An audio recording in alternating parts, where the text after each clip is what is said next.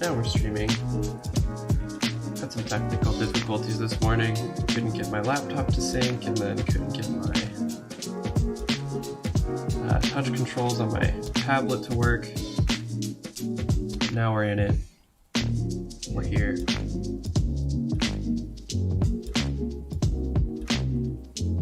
Try to go for a bit longer today too to make up for it. Woof.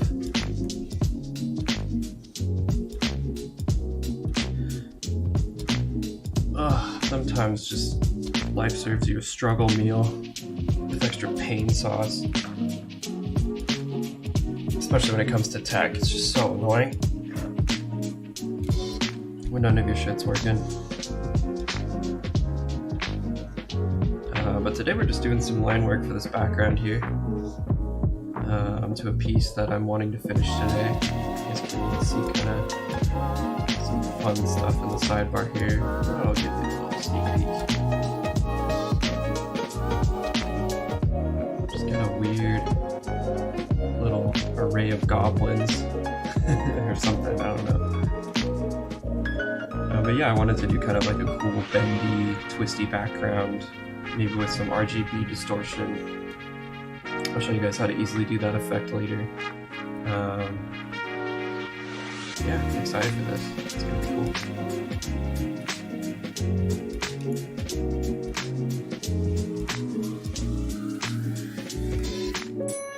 Sweet.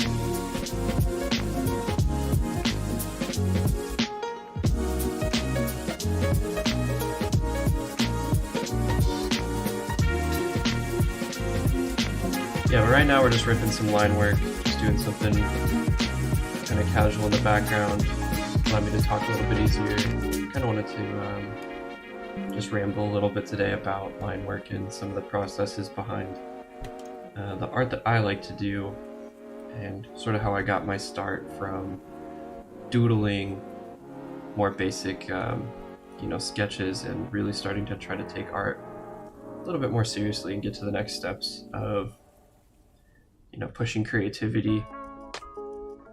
But I definitely started with line work, and before I even knew how to use color or anything, I would just doodle in my sketchbook. And I've always been a pretty patient person. So as I started to doodle more and more, I found that I really like line work. A lot of my early inspiration was things like anime, and Cartoon Network, and awesome stuff like that. So I really was interested in how you could make something look so cool just with a few lines or a couple line work techniques. And you could be really expressive without necessarily using color with the type of lines that you wanted to use. And I always just, thought that was really interesting. So like right now, I'm doing these big bendy lines that I'm trying to keep as clean as I can. But I'm not using something like a line tool in Illustrator, for example, to make them absolutely perfect, because I think there is something just more interesting that comes out in the compilation of all the line work you do when you're not just, throwing it into a computer and making them perfectly smooth and everything.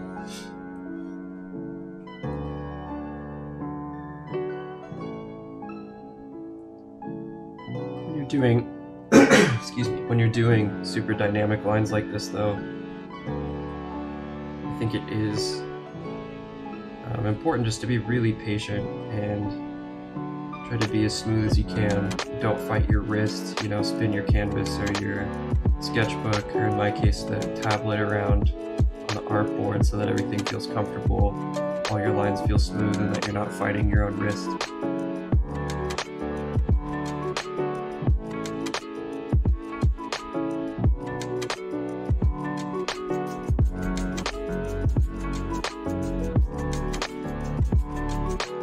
It is also annoying too to sometimes be working digitally, where when you're working zoomed out, you kind of get all these little wobbly lines in here.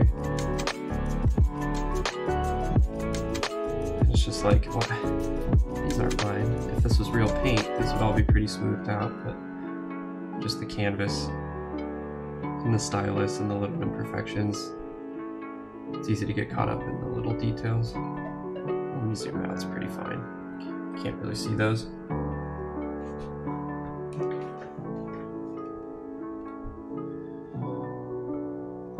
Okay. But yeah, line work is definitely something that once you get really comfortable with it too, if you feel lazy, you don't have to color a piece if you know how to do good line work. Some stippling and cross hatching can give you a nice, bold, and interesting look to your black and white piece that you might not be able to get without, you know, really going in hard with lots of color otherwise. Today we're mixing the two, using line work to make this, you know, simple background, kind of this hypnotic, twisty, wavy pattern in the background.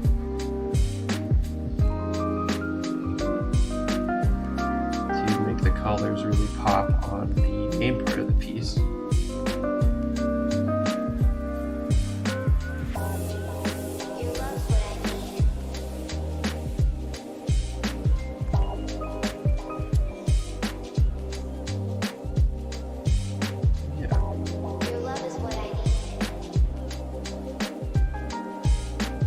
Kind of deviating from my first draft on the background here because on the second draft I want things to go more from small to big. Like I really like this line right in here that swoops all the way across into this small space. It just looks very satisfying.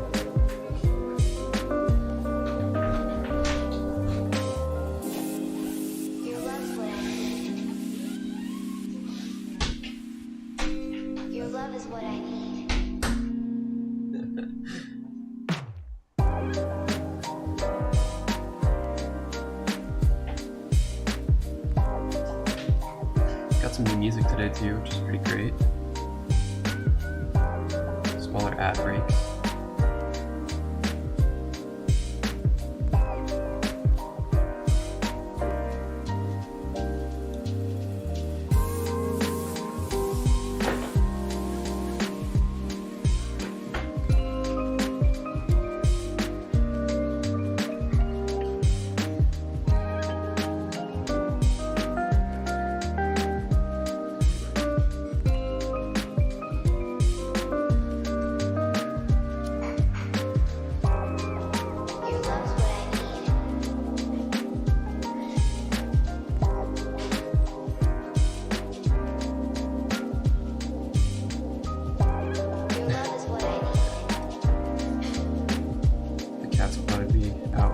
Today it's nice and sunny out, so I'm going to be very curious as to what I'm doing with.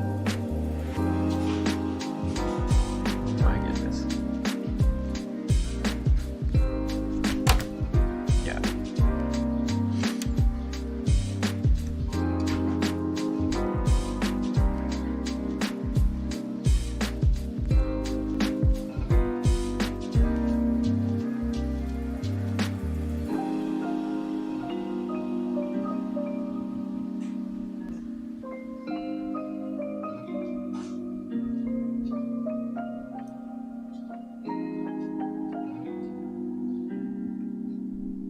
Okay, it's looking pretty good.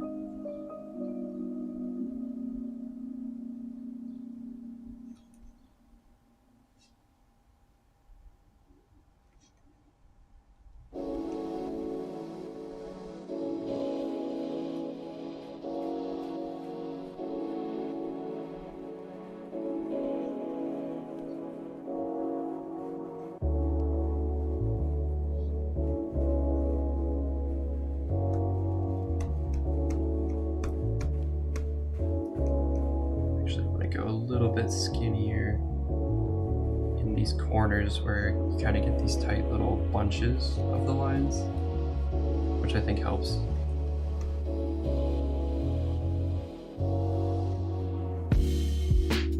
really make it look dynamic here.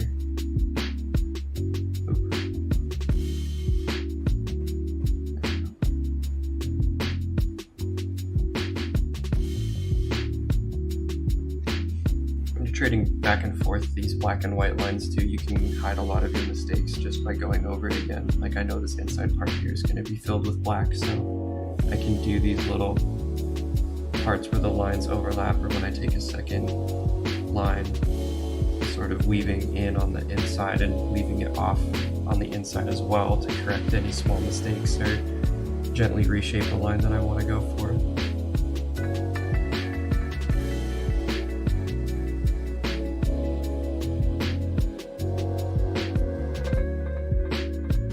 Another thing sort of in that lane to remember as you're doing line work is that a line is actually a shape.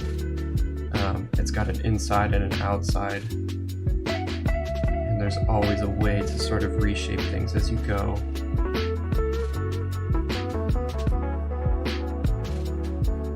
I'll kind of show you what I mean when we hop back to our little goblin head cluster too. But basically, this right side of the line is the inside line that I really care about, so that's the only one that I want to make sure is really smooth. So I can take my eraser tool, or if I was using, a paint pen, I would just go over the line again, like right here. And just come in and make this part a little bit thicker. Oops, that's the other side. So yeah, this is the part that's going to be white, this is the part that's going to be black. So I'll start on the inside here. Round out that little part until it's the shape that I want it to be. Nice. And I'm trying to mirror, this pointy part of the curve with this pointy part of the curve, so that everything looks like it's falling into place. Bring that in a little bit tighter even.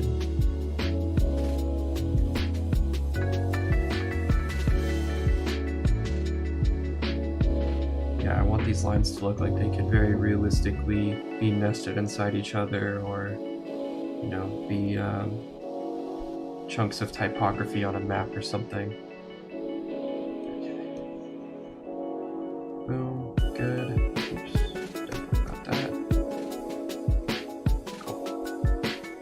Yeah, let's just take the eraser tool, clean up some of these wigglies here.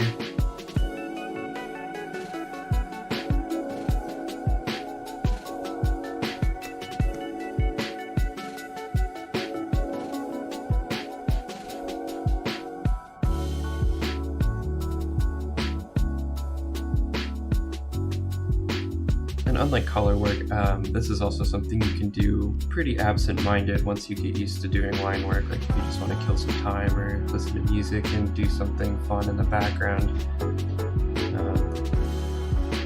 Just trying to see what you can do by sculpting stuff with line work can be really fun. Or maybe it's just fun to me.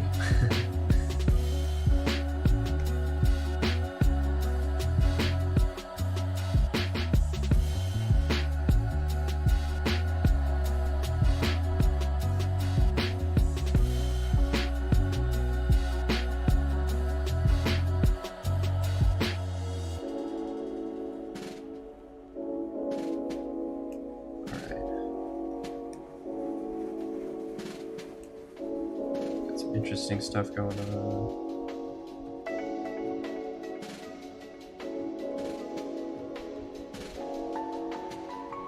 I'm actually going to get rid of my other layer here to finish out this part. It's not helpful. Yeah, I think I definitely want to make this part skinnier.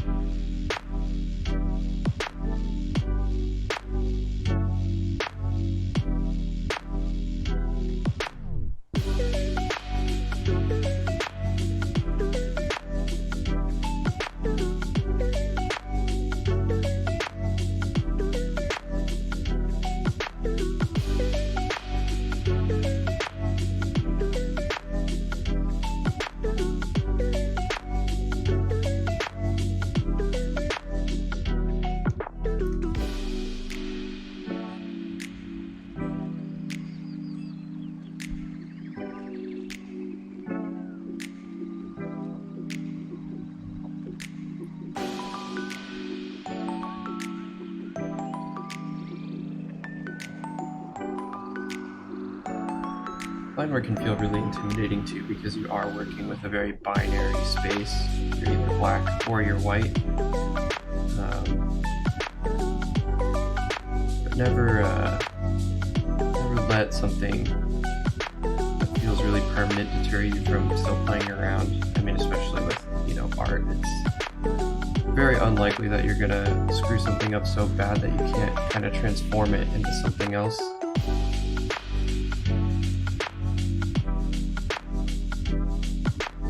You might accidentally make a whole lot of work for yourself if you change the way that you're fundamentally doing some lines, but I think it's more worth sort of letting your mistakes guide you into how your shape is, or how your piece is going to get shaped, than it is worrying so much about, making the perfect lines that you. Hey, this is Sencho, and this one goes out to all the hip-hop fans out there. If you like what you're hearing right now, it's called Double Take, and you can download this and a lot more by upgrading to Upbeat Premium. Peace. You have premium, I just forgot to say. Whatever.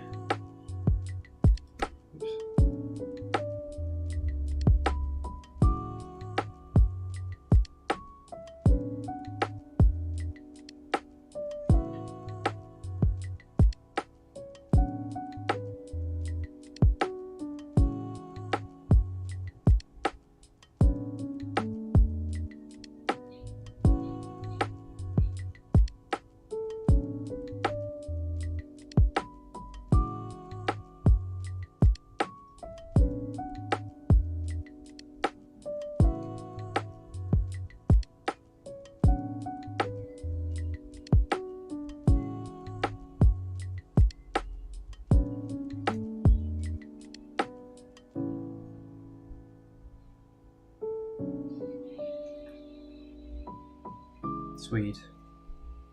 Okay, cool. So yeah, we're really starting to get this hypnotic effect now with all these bendy lines.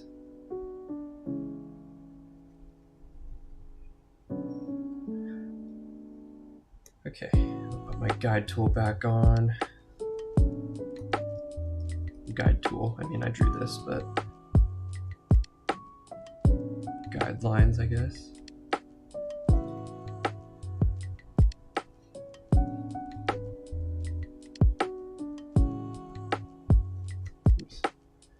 Yeah, definitely when I zoom out this far, you can really start to see that these lines get twisty just because they can't quite keep up with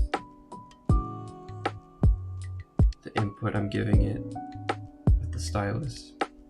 I do want to upgrade eventually to a better tablet for drawing. They're just very expensive. It would definitely be worth it to have a little more precision.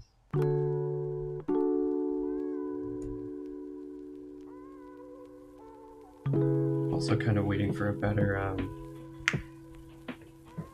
option to have like a portable desktop or something that would easier link to my computer. I could also take to work and other places when I want to go draw on the go. If anyone knows a good one or has a favorite digital drawing platform if they want to drop in the comments, that would be awesome. Always shopping around for what the new cool stuff is. I hate that.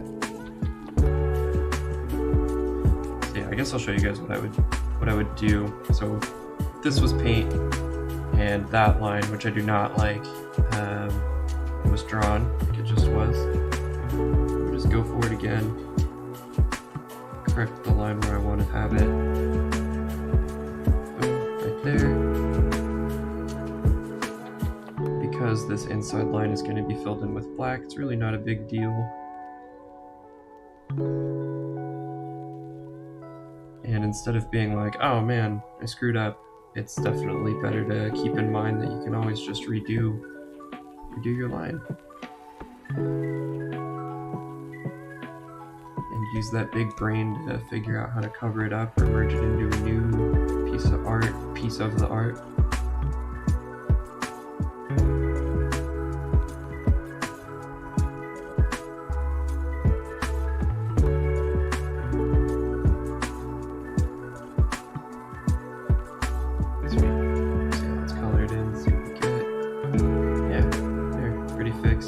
good, nice and smooth.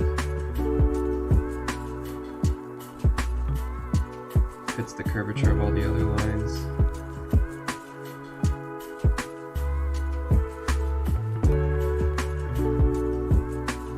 And I know this is probably pretty boring by now, so I'll try to speed this up a bit and get to the fun part. But yeah, I've been grinding on this piece for probably like 5 or 6 days now, just kind of plucking away at it. I haven't been super into it. Like, I think there's some times where you get into a piece and it just totally captures you and you don't even want to go to the bathroom until it's done. You just want to keep going. And this is definitely more of a piece that I'm like, oh, it's cool. Like, you know, I'm digging working on it, but it's not anything like super crazy. Just kind of a fun doodle piece that all of a sudden 40 hours go by and you've just sunk a ton of time into it. And that's definitely fine. Not every piece needs to be like this crazy, you know, thing where you learned a ton and totally reinvented how you draw. Sometimes you just gotta doodle to get something on the books.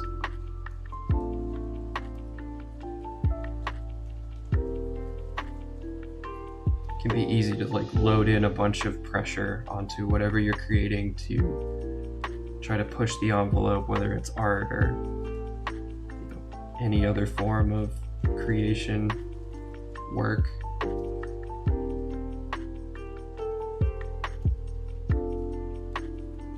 It's good to remember that sometimes you're just moving through the steps and not everything has to be, you know, top progress.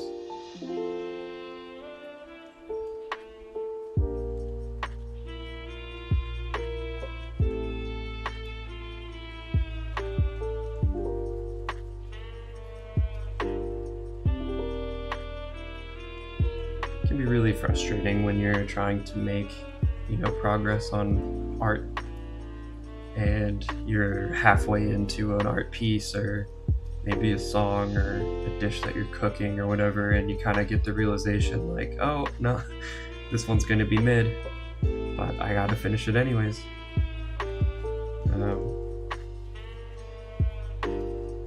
It would just be too cool if every time you picked up your creative hobby, if you made something absolutely, you know, insane every time, that would just become the new normal and you wouldn't even feel like that was cool anymore. So gotta just let whatever you're creating kind of be its own thing and try not to inject it with too much of your own personal admiration or, you know, expectation, because at the end of the day it's not really your thing. You're just sort of this vessel that what you're creating gets to come out of. And if you're anything like me, I'm never that, like, you know, excited about the things that I make. It's very rare. I'm more just making stuff. Like, I'm not making the art so that I get to enjoy how it looks later. I'm making the art to make the art.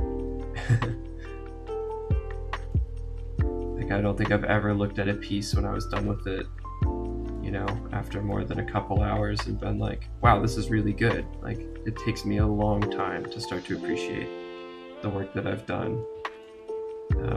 I need some distance from it after I'm done creating it in order to really feel like it's, you know, something I can be proud of.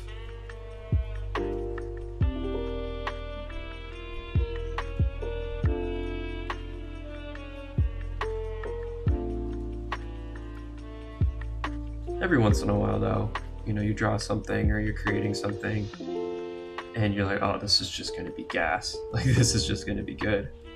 And that's a really fun and exciting feeling, but I think that's probably rare compared to how often you're probably engaging in something like a creative hobby.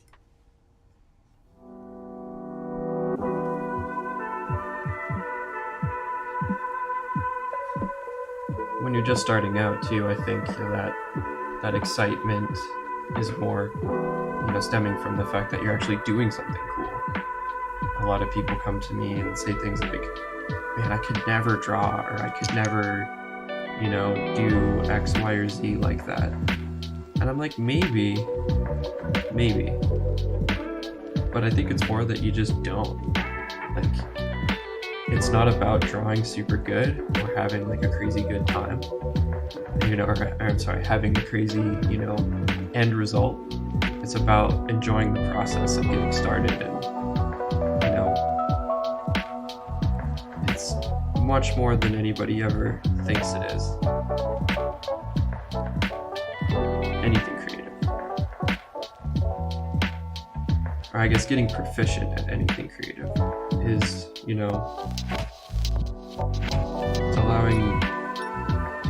allowing yourself to take something really seriously that doesn't involve money or other people. It's like a exercise of self. Like, I'm going to let myself dedicate the time to do this thing that maybe no one's ever going to see or taste or hear, but like, I want to do it.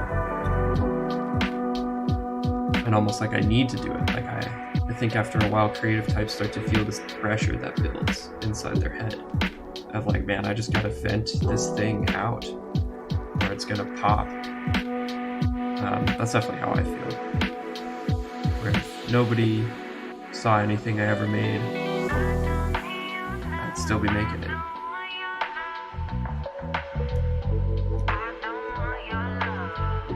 I'm not even making it for me again. Like, I'm just making it because I feel like I gotta make it. I don't really have a choice. And I think that's the feeling that people don't really understand when they're looking at something that you've made and they're like, oh wow, I could never. It's like, well, yeah, again, maybe, but probably could. It just wouldn't be what I'm doing.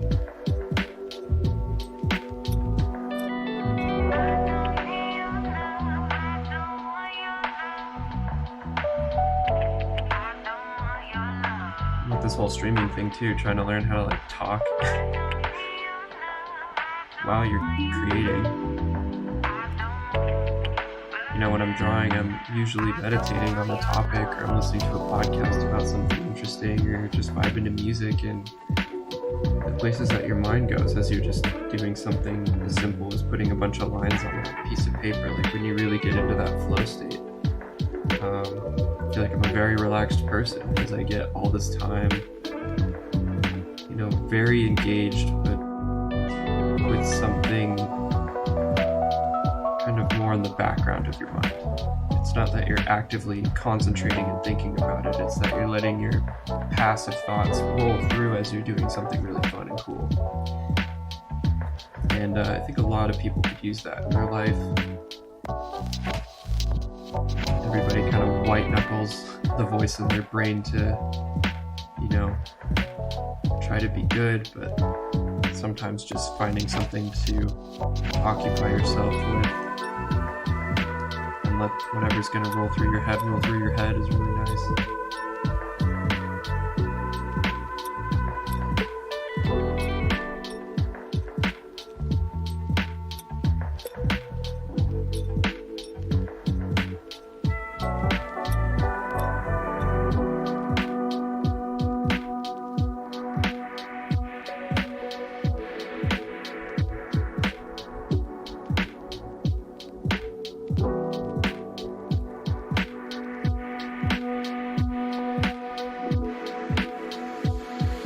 I think having good music or finding good podcasts that really allow you to tap into that flow state is also very important. Whatever your creative process is, just having having good tools, good instruments, having quality things that make the experience of creating better is massively important. And I think things like music and headspace is just as important in that equation.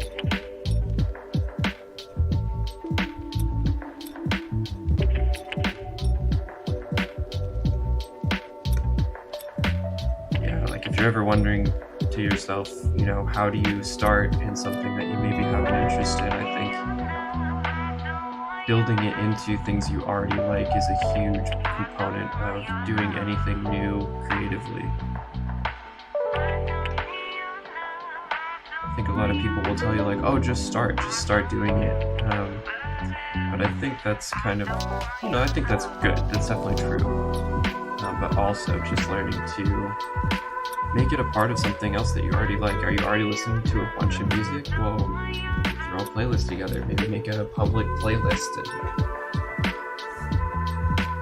start to cultivate, inspiration for other people to see. If you're cooking all the time, just start recording it. Or maybe find something that feels parallel to cooking that you can do.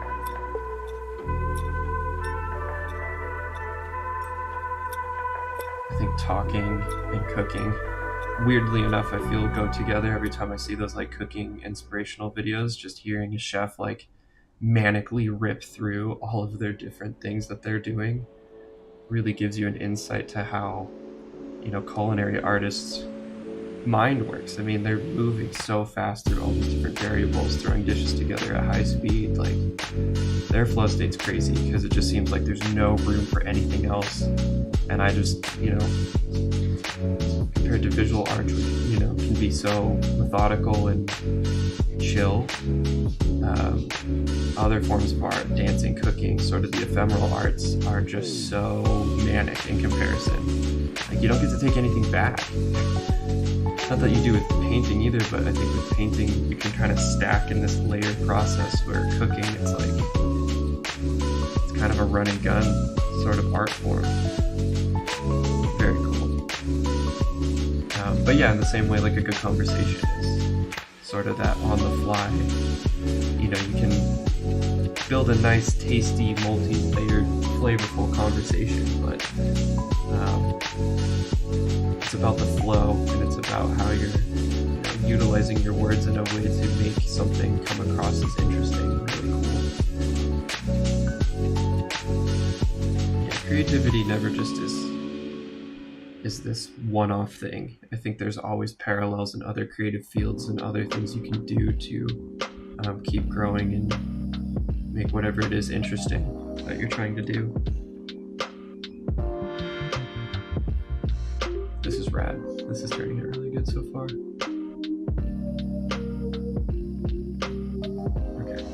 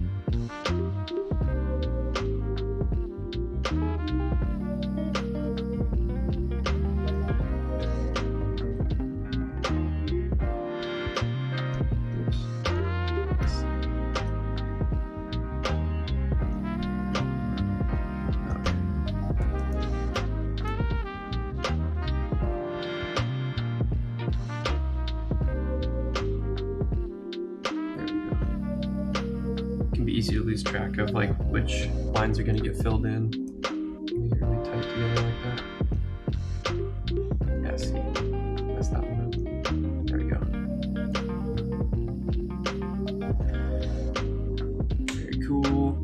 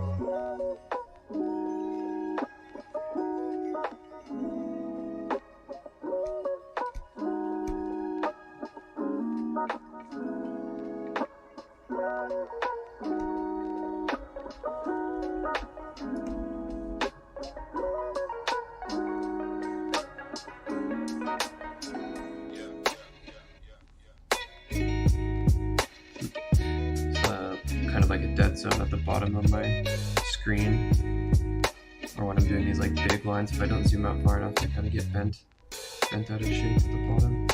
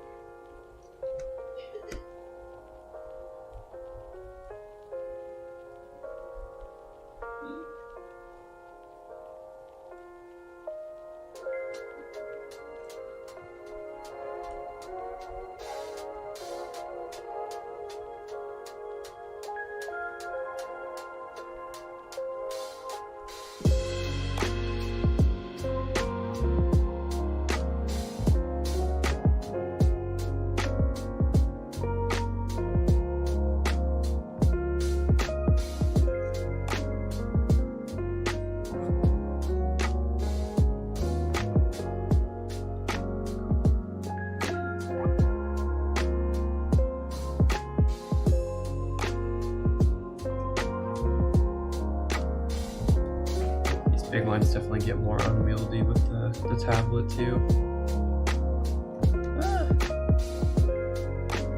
It'd be really hard to keep it smooth with the stylus that I have. There we go. Just gotta kind of sculpt them into shape with the eraser tool.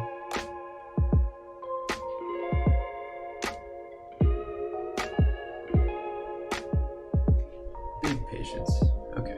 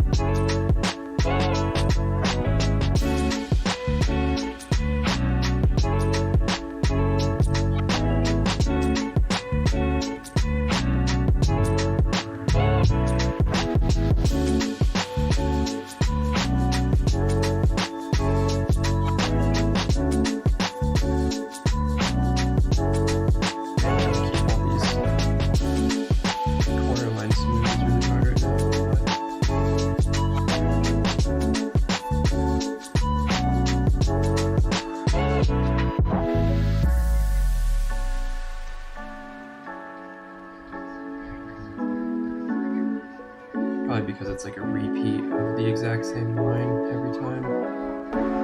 Every little deviation feels like a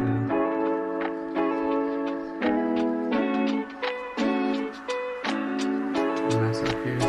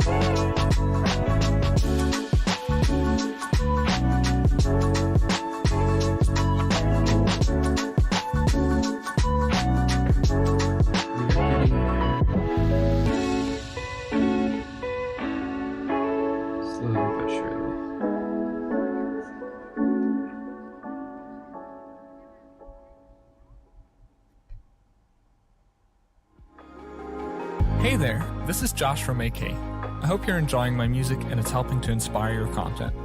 To get all of my tracks and more amazing music on Upbeat, click to upgrade to Premium now.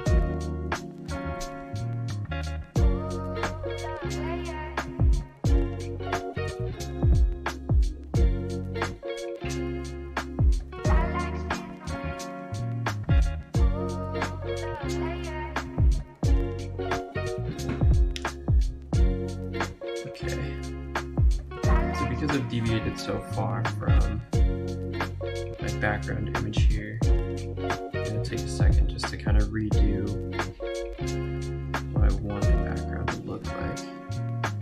Let's go here.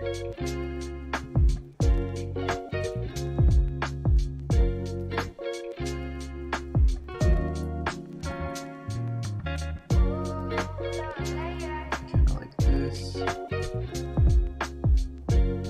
I'm trying to figure these things out. I'm just basically looking for where do I want the lines to get closer and where do I want them to bubble out a little bit.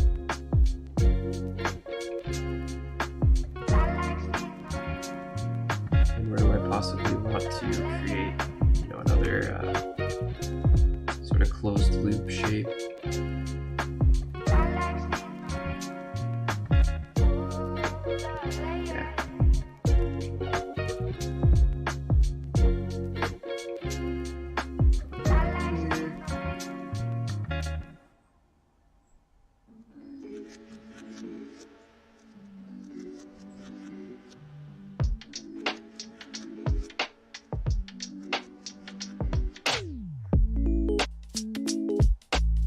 Something like that.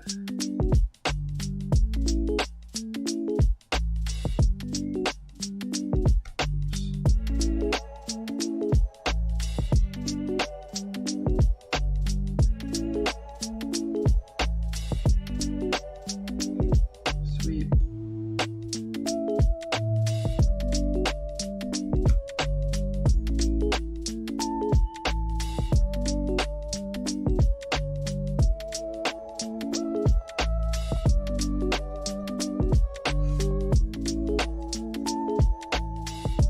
That'll look good. I've done these before a couple times in my art where I take like these big spirally, sort of trippy line work. Yeah, hard to know what to call this. one thing you definitely want to do is make sure that it's not so overwhelming that it takes away from your main piece. I think keeping it black and white definitely helps with that a bit. Ugh.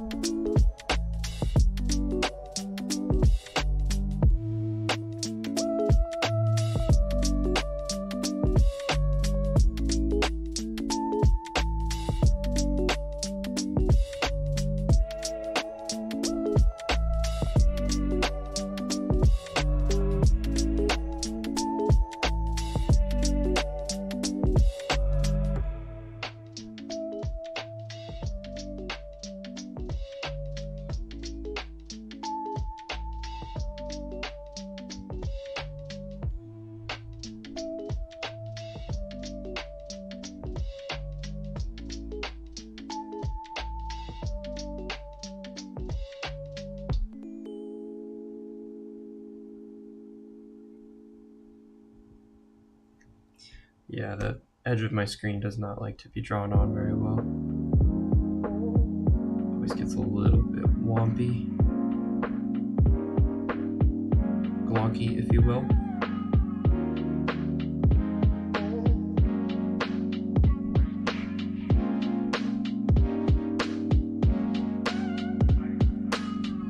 I had someone the other day say that I should make a coloring book. And I think doing that as an excuse just to do a bunch of line work only pieces without doing color would probably be a cool idea.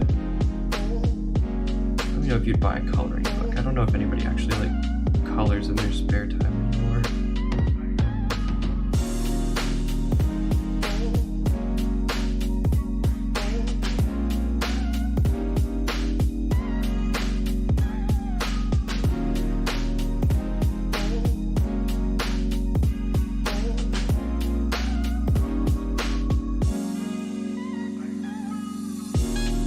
Except for me, of course. I color in this picture.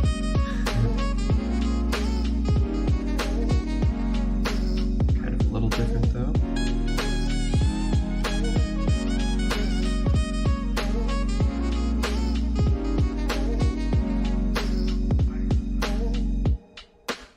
Just trying to see what parts are going to be covered up by the main art here.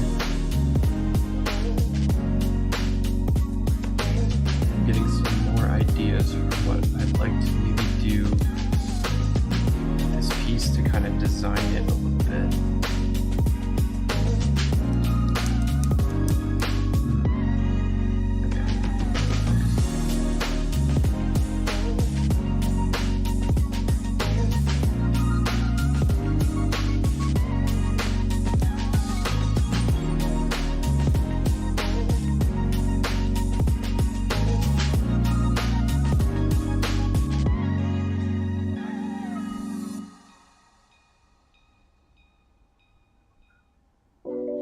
These lines right here to be real snuggled up to each other.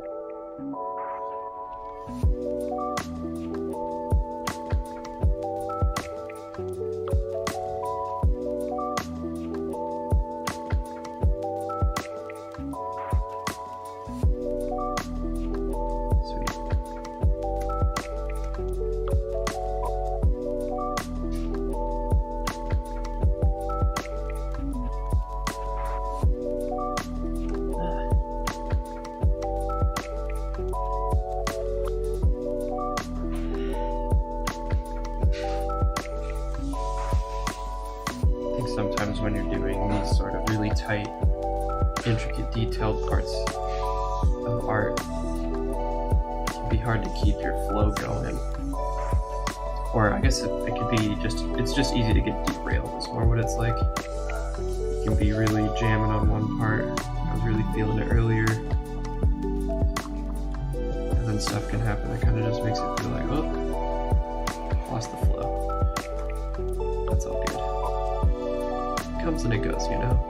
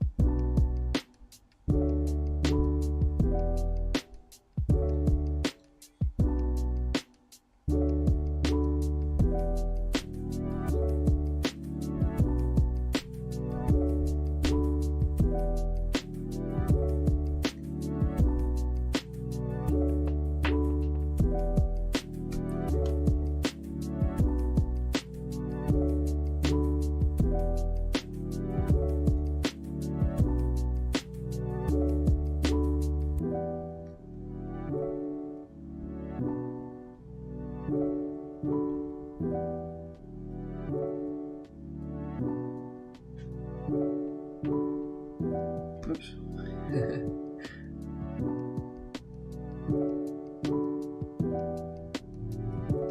Sometimes I forget what I'm doing.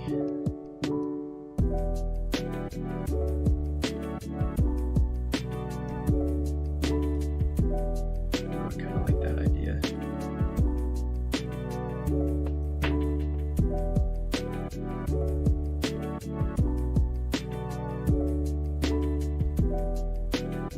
I really like the idea of kind of free-flowing with your mistakes and not right away treating them as mistakes just because you feel like you might have messed something up.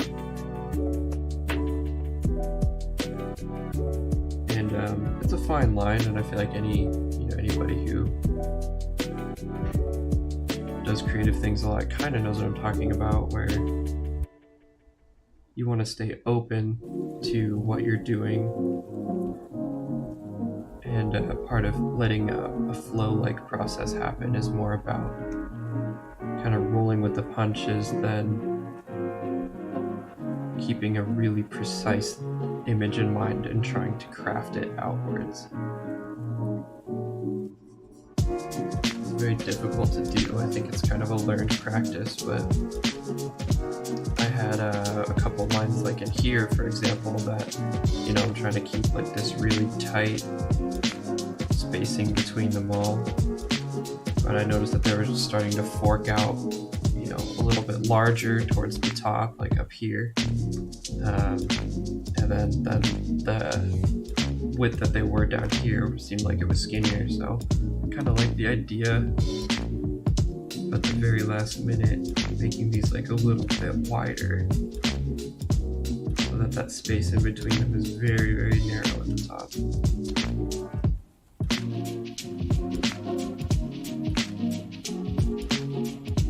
There's little extra things you can kind of pick up and change along the way that you wouldn't really have done if you weren't allowing yourself to make those mistakes.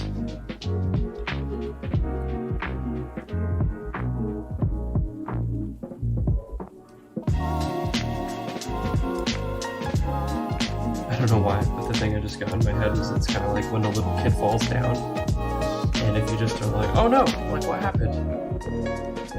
Then they'll kind of laugh it off and be okay. But if you like freak out and you're like, oh no, then they're gonna start to cry.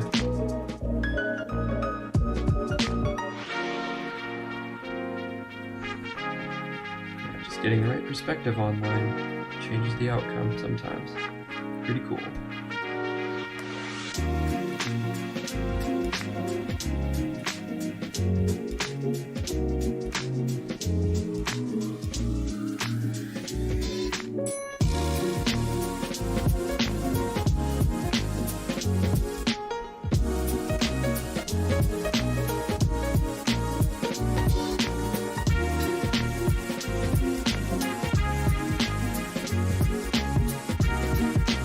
I really tried this week to get somebody to talk to about the AI art stuff, sort of chaining off of a topic that I had last week going, but had no such luck. I had a couple people hit me up, but when I asked if I could record it to produce it for content or if they wanted to come on live, they kind of backed out. But I'm going to keep trying. That's still definitely a topic that I'm super interested in, and would love to talk to an engineer if anyone has a guy or knows a guy. An AI art creator. Yeah, who wants to talk about it. I think that there's just a huge part of that conversation missing still.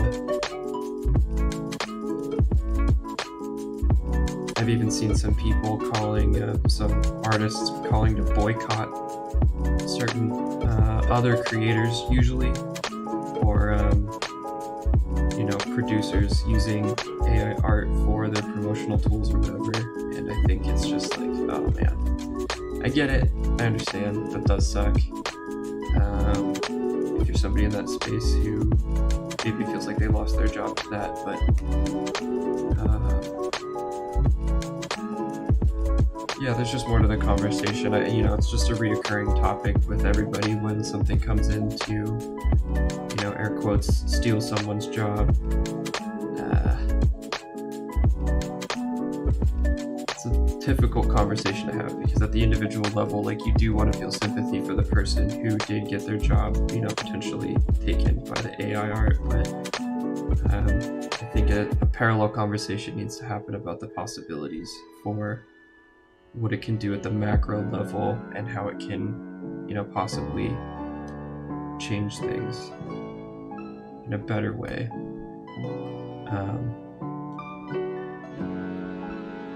But I do really want to drill down with somebody who is in that space about like what exactly their intentions are, and if, you know, I think a lot of times these software engineers don't really think a whole lot about sort of consequences of their, you know, developments. It's more just about like, let's do the thing.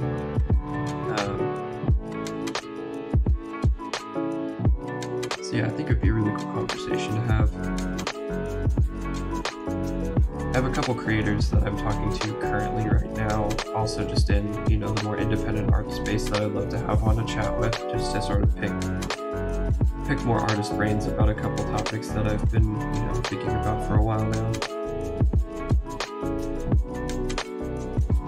Yeah, probably gonna start working on more like produced videos for that content. I'd be willing to have people come talk on stream, but I think at least for the tier of people I'm able to reach out to right now, not everybody wants to hop on a live stream and start giving opinions and stuff, which I totally understand.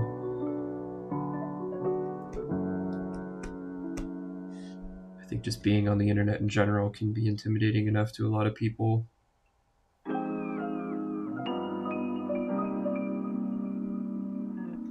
Certainly took me a long time to kind of work up to the idea.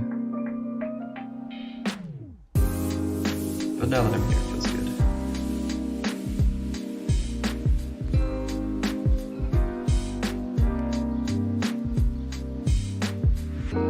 I think too, just like with anything else that you start doing, there's just going to be those growing pains you got to get out of the way.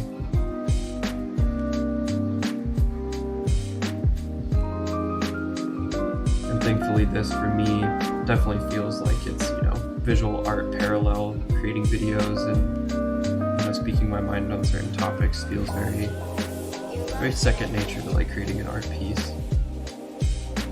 Sort of that concept I was talking about earlier of parallel creative, endeavors, video editing and processing, art for making Instagram posts or TikTok posts. Definitely can be something that's enjoyable. It's more work and definitely less like fun than actually creating the art piece, but still very worth it.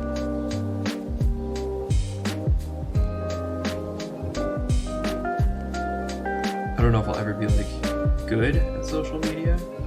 I would love to just, get it to a point where I don't have to work at it a whole ton. And just, have a following of people who vibe with me and the stuff I make and what I say. But yeah, for now, I'm just having fun with it. Trying not to take it too seriously.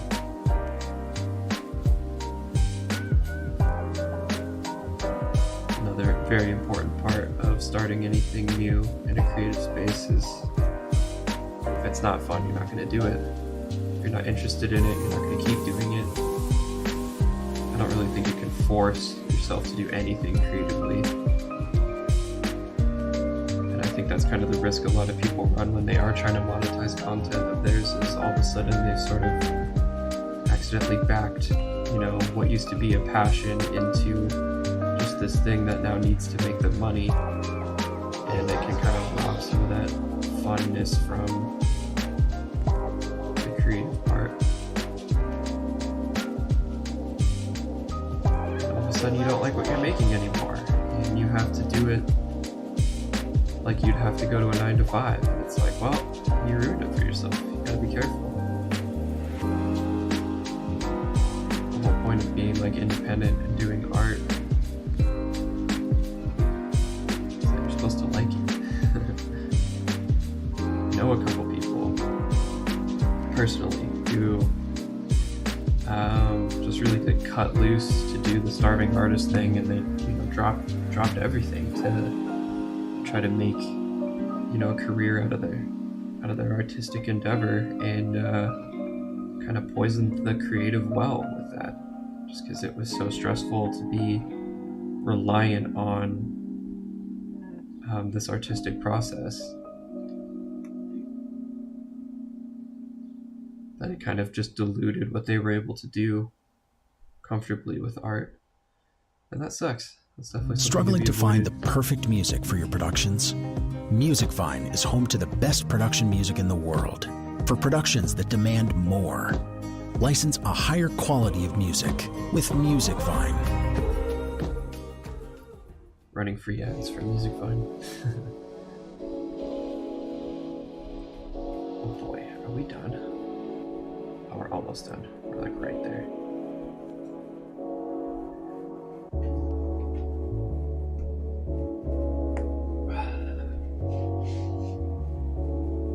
Cool. Alright, last couple lines, and then we'll be able to get to what I really want to get to today. yeah, what I'm doing right now is generally something I would do or try to always have, laying around, which is something very absent-minded. Just put a bunch of lines down, the piece. Definitely something that can help with creative block, having just sort of something you can always come back to, something that you maybe will eventually finish, but that you'd be okay if you just sort of came back to keep working on it. Like, I could do this forever, all day, and sometimes we'll just open up a blank piece of, blank canvas on my tablet, or even like a blank page of my sketchbook, and instead of doodling, I'll just start doing this kind of line work style. Just getting your hands moving and your brain kind of on topic can usually make way for something cool, make way for something creative when you're feeling stuck.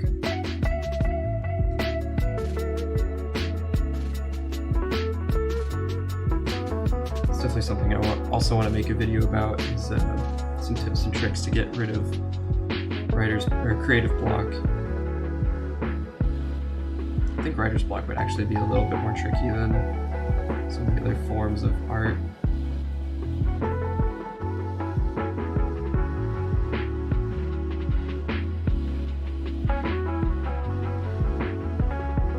But yeah, definitely that little trick of just having like a piece that's never done, or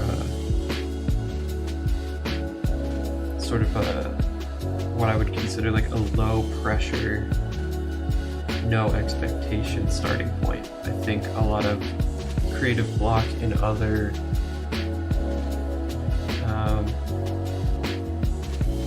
a lot of creative block is basically just, I feel like I should create something, I feel like I have to create something, but I don't know what it should be. And I think there's like a fundamental part of that is just very difficult to overcome, of course, but also is just a misunderstanding of what you're doing as an artist when you're creating something. If you're staring at the blank page and you're feeling really anxious about what it should be, or if you're staring at your instrument or whatever, or in your fridge, trying to figure out like how you're going to make something amazing, I think a lot of that pressure comes from an already malformed expectation of what you should be doing. Like, you could just start scribbling on the page, literally just drawing circles or whatever, and that would be okay. But creative block is about sort of this understanding that you've done this before and you should do it again, and probably you should do it better, or whatever it is. You load up a whole bunch of expectations on whatever your next project is going to be, that you get stuck because it's sort of like choice paralysis. Your brain is trying to choose out of all the things you could do which one would be the best.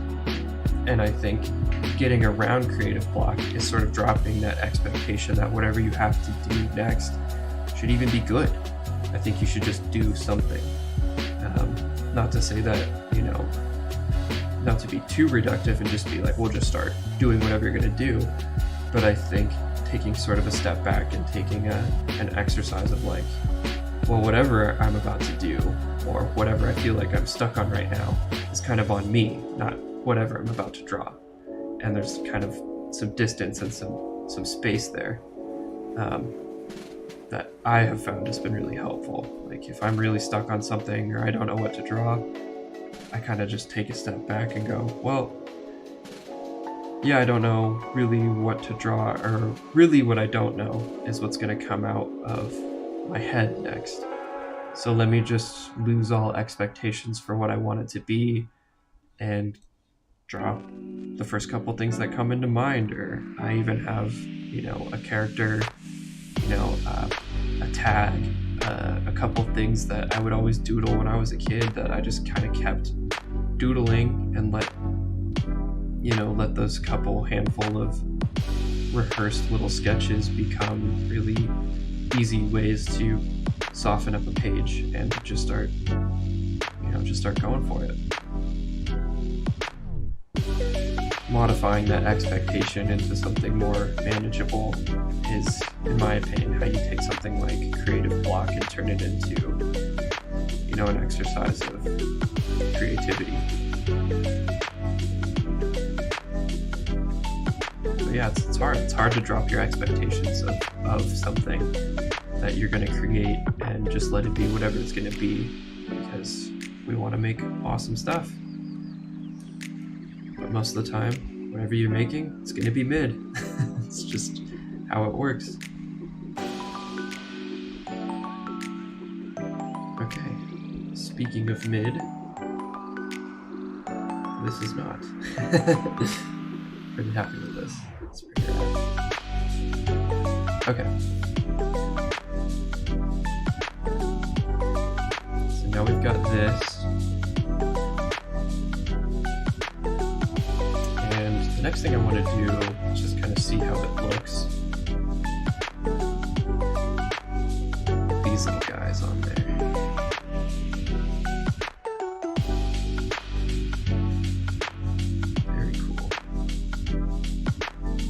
Okay, so just real quick, take a closer look at what's going on here. I've been working on this, as I said, for a little bit now.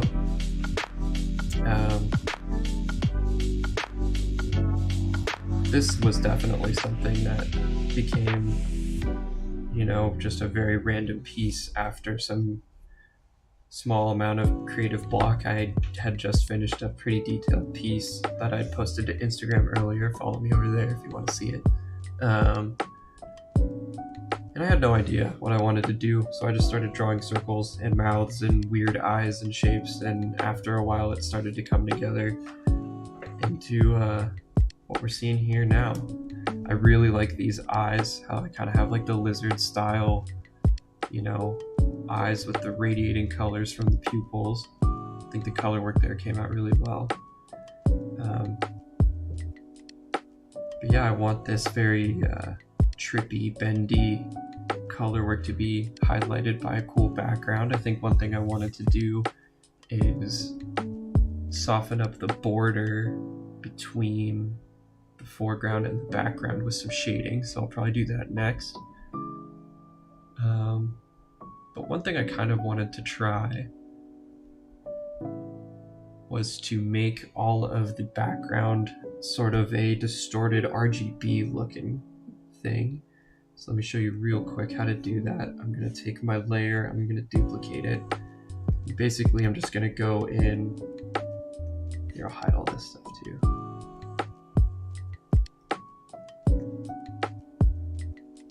Hide our initial layer, and I'm going to choose a nice and light blue, and I'm just going to paint all of our stuff black. Okay, that was black into blue. Nope.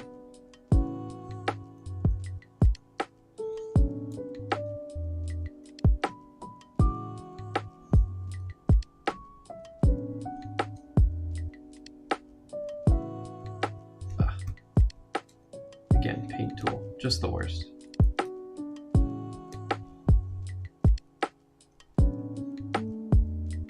I was really smart, I would have put a black border around all these shapes,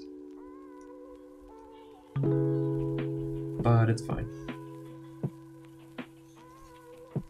Okay, duplicate again, hide this one, and now we're going to turn all the blue spaces kind of like a pinkish red. Color wheel here, it's sort of between the purple scale spectrum and the red. Going a little more red in this. Do the same thing.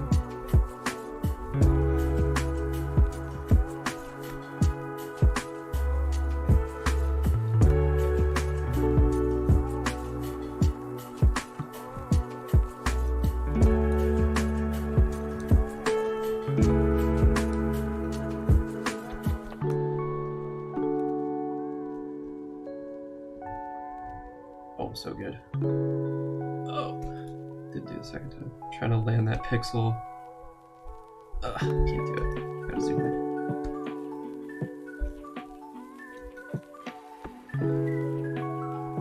Okay. Nope. Is there? Okay. So now we're gonna take our pink and our blue. We'll set the black on top. And then we're just gonna scoot each of the pink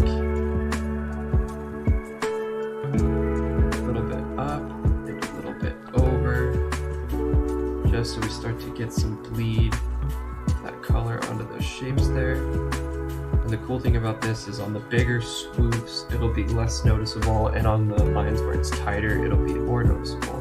So I went up and to the left on this one, and now for the blue layer, I'm gonna go down and to the right. 2, 3, 5, 4. Yeah. Cool. So now we kind of have this background color that looks like it's kind of on an old, I think they're called CRT? Those old TVs, like the big chunky ones. There's an acronym for them, I always forget what it is, but now when we go here, just kind of make all of this stuff pop a little bit more. Yeah, that's pretty rad. I'm gonna smush all of these down into one layer. And I think what I'm also gonna do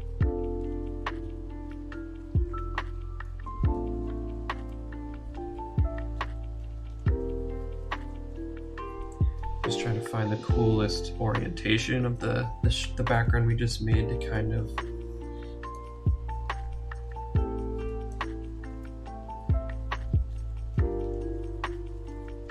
like that. Looks good. Okay.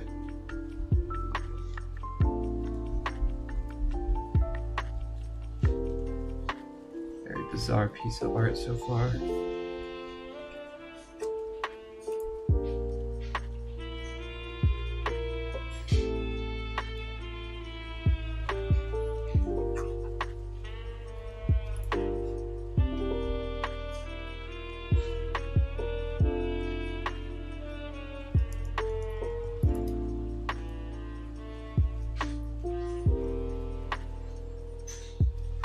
Just gonna clean up some of these layers real quick.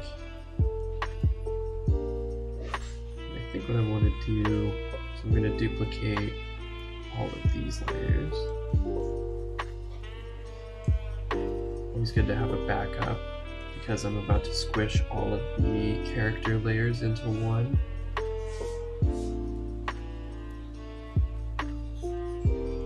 And whenever you do that, you want to make sure that if something goes wrong, you're not screwed. So I've been there before. It sucks. Very cool. We can kind of scoot this around. I'm gonna center it a little more in the piece. Let's use this thing.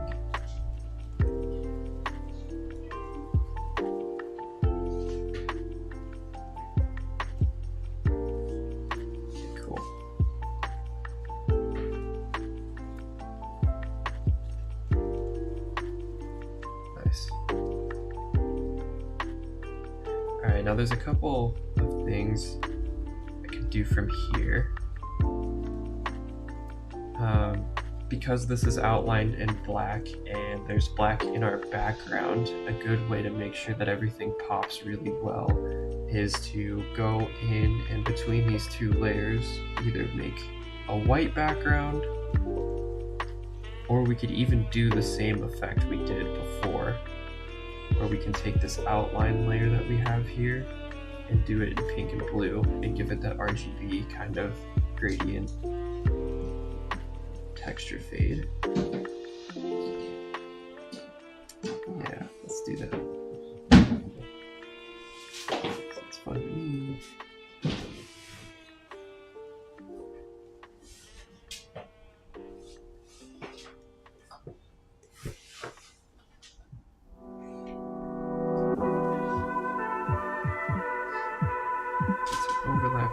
just hide this guy. Turn the opacity down. Okay. Duplicate.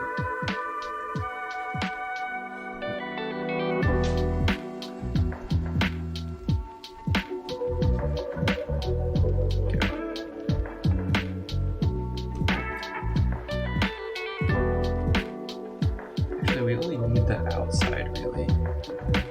So yeah, that should be good. On this. Okay.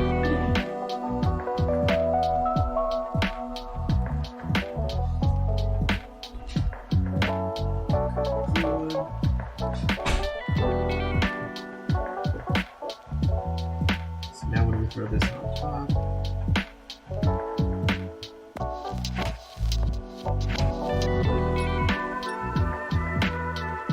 that blue layer, and we'll do the same thing. So blue will be down to right. See it?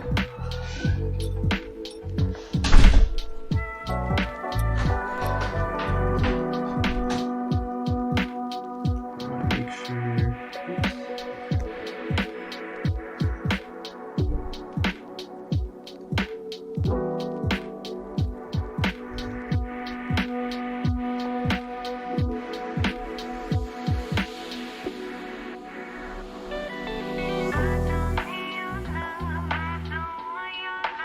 Okay. Yep, down and to the right. Pink. Let's get this one down here.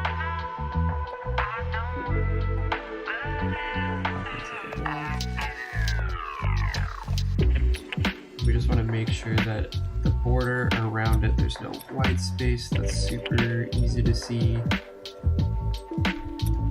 The other thing we can do too is just come in here. Oh.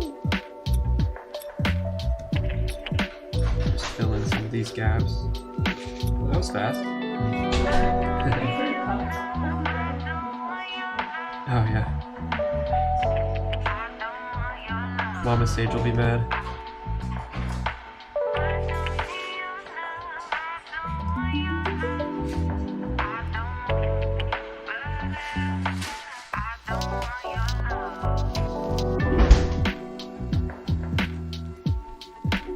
Okay. On the border here.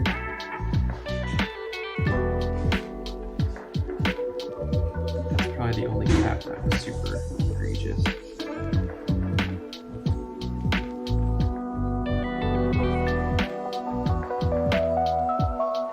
Looks pretty good. Okay, cool. So now we have our outline, the same way we did our background. Let's just see what it looks like. Oh yeah, that's rad. Cool. So yeah, just that little bit of space. It's hard to notice even if you're not looking specifically for it, but pink and blue lines. Actually gonna go in and thicken them up just a tiny bit. Just help create a two-dimensional pop, a three-dimensional pop. Make sure that those black lines in the background don't kind of sink into each other and ruin some of the dynamic line work that we did so much extra work for.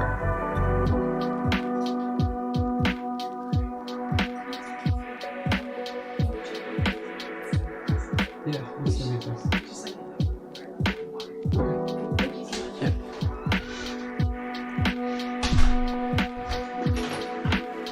Today's task is to not forget to take the chicken out of the water.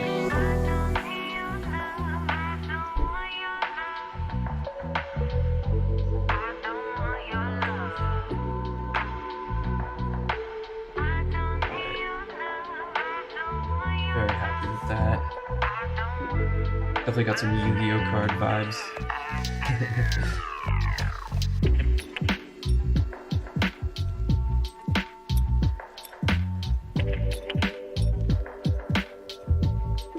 Yeah.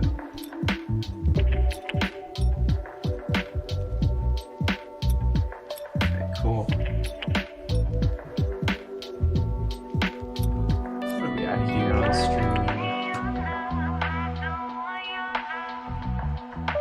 Going for an hour and a half. Very cool.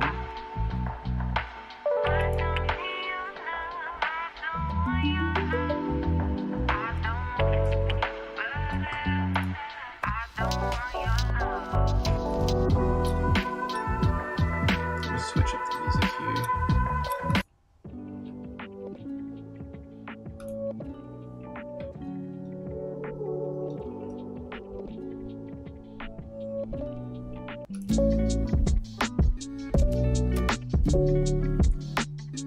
I listen to enough lo-fi that I'm actually really picky about my lo-fi now, which is kind of sad because,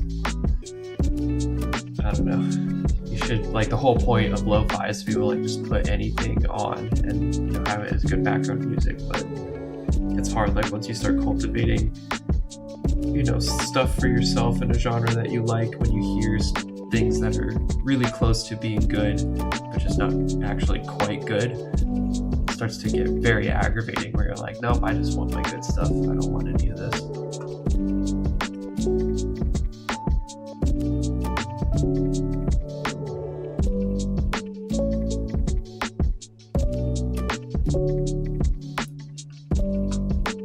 Just realized that our stream border has been leveled.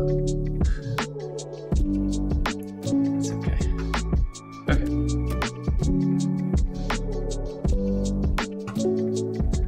So now what I also want to do is give it some lettering and a couple other cool little design pieces. If you guys follow me on Instagram at all, you know that I like to do like little videos with all the little assets of the piece kind of floating around each other. So first thing I want to do is start pulling apart these layers. So I'll save this to my device as one layer.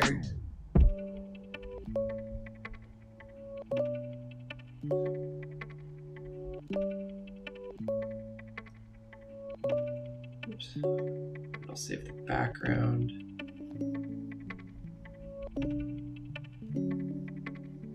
That's another layer.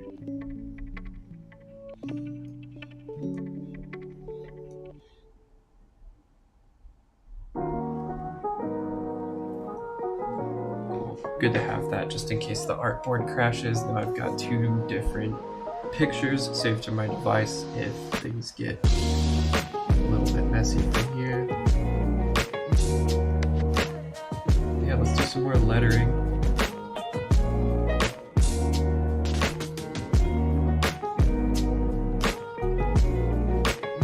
Mute my background, my subject here.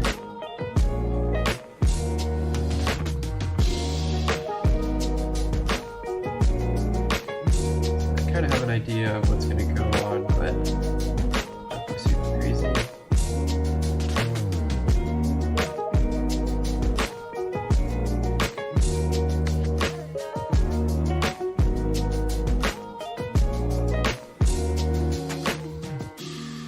And let's draw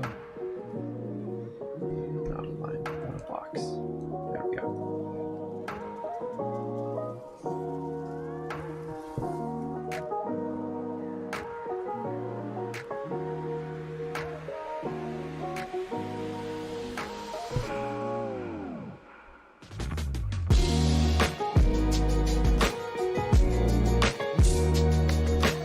And this theme of giving the pink and the blue staggered outline is one that I want to keep throughout pretty much the whole piece.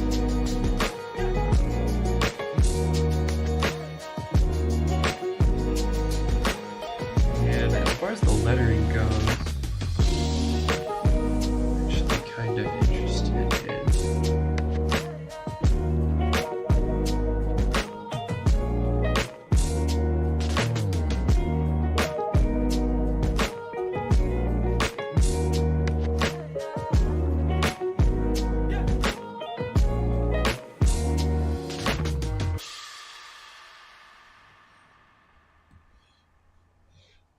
interested in doing some kind of chisel fountain pen style letters.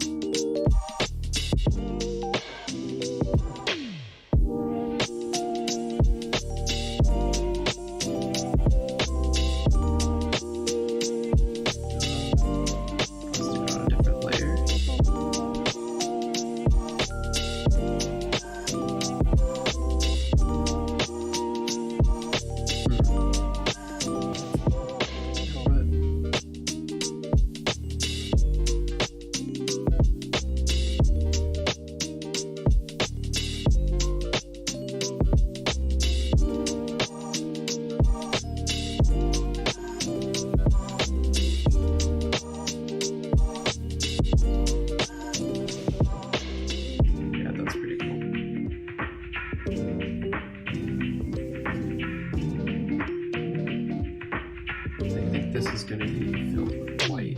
Let's do that real quick.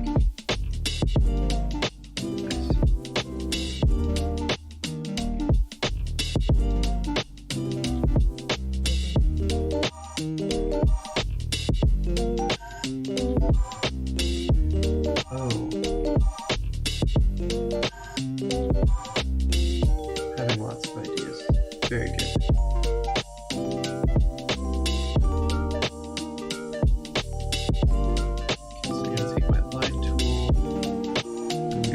Chopping this box up into pieces that will become the letters. So this will be like a D.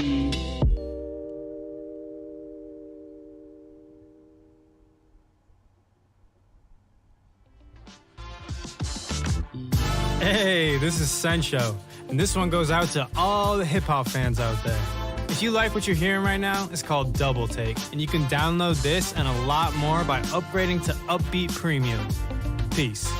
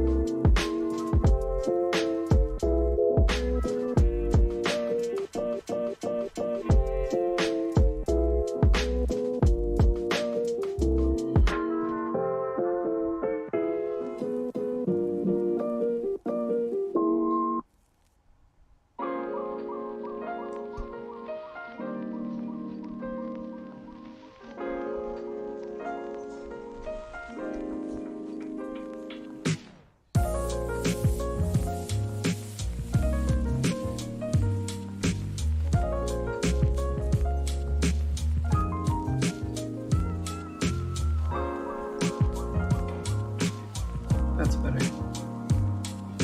I like this idea of kind of stacking the letters on and off of each other. It's pretty cool.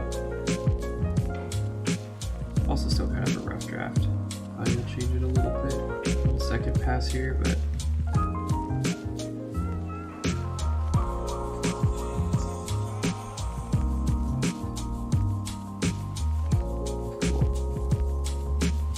allows me to fit a lot of letters into a very tight space.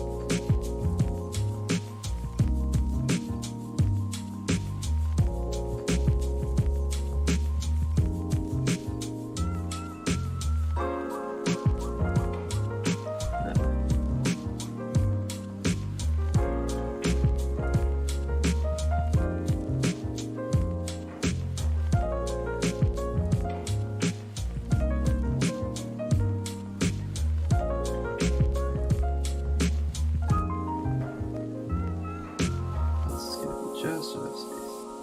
Very good.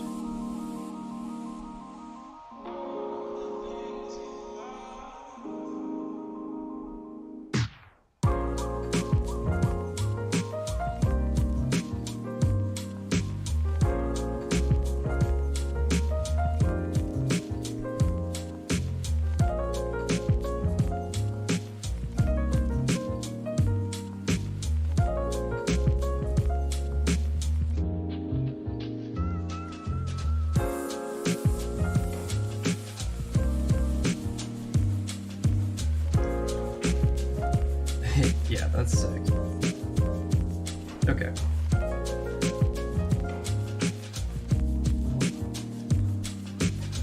Very cool. Very subtle. Very poppy. Nothing crazy.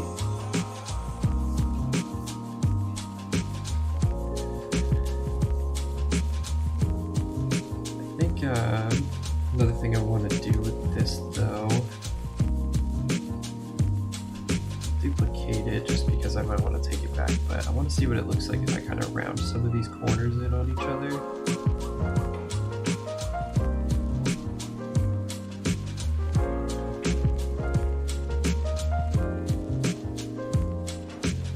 Just on a couple of the angles, not on all of them.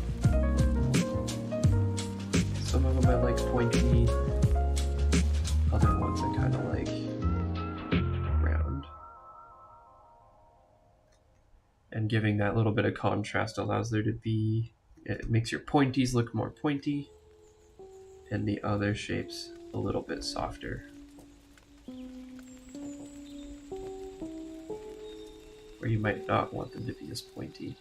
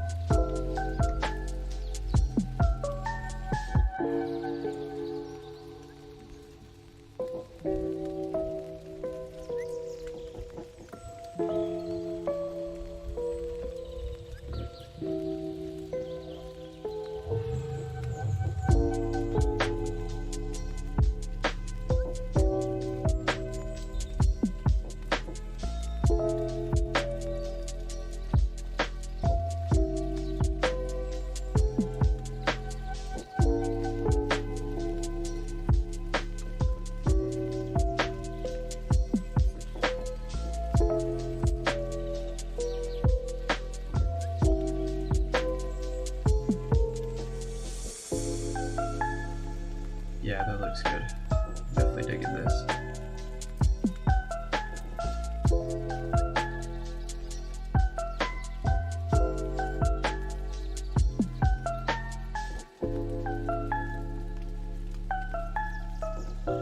Rounding those corners can be kind of tricky sometimes, but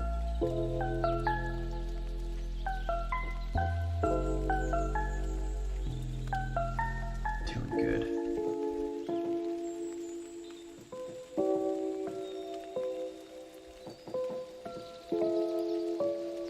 Cool. I'm gonna redo this little line here. Oops.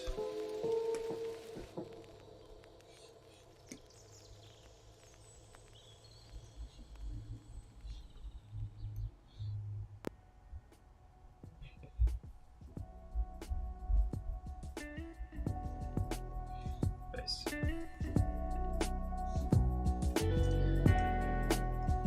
And then I think for the end, a little too much going on.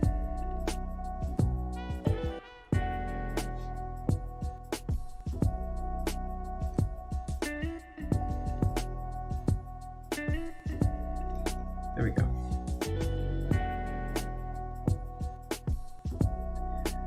Yeah. Okay, let's turn this back up, see what it looks like.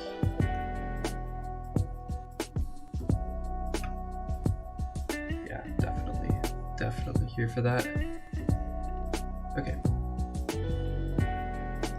Turn this back down.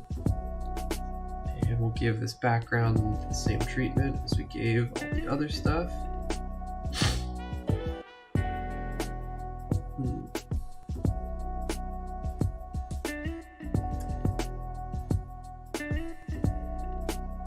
Even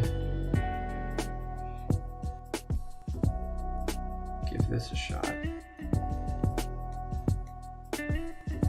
So remove all the white from these guys.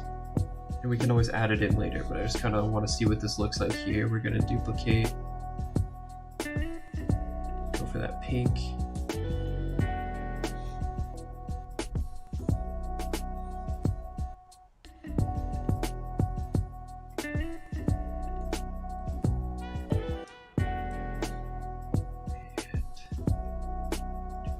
Again.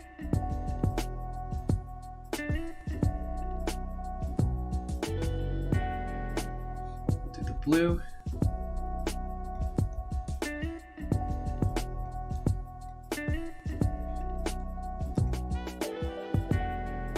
pixels left over from black on the outside, but that's okay. Drag this up.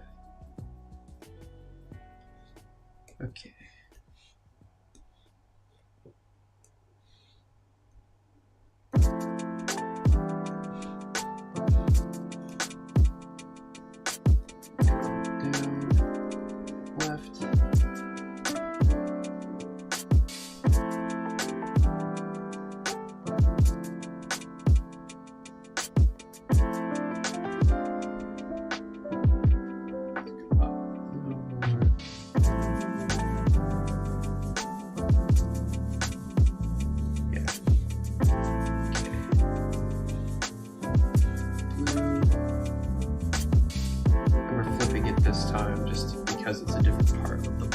Normally we were down and to the left for the blue and up and to the right for the pink, I think. And we're doing the opposite this time.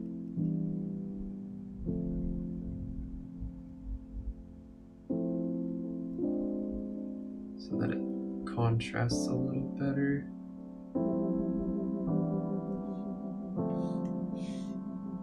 Cool.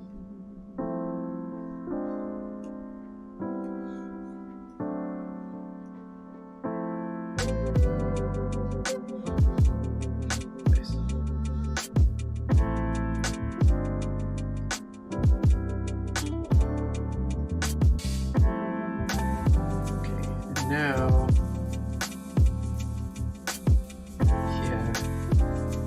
yeah, that's pretty red.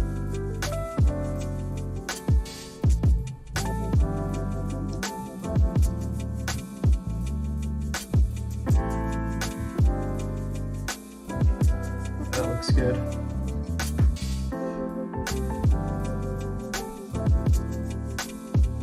I think I'm going to go in and just sharpen up some of these gaps in the lettering.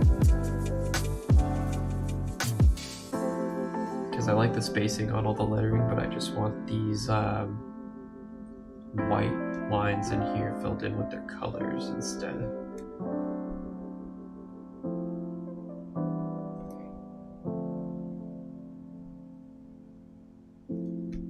Yeah, that's right.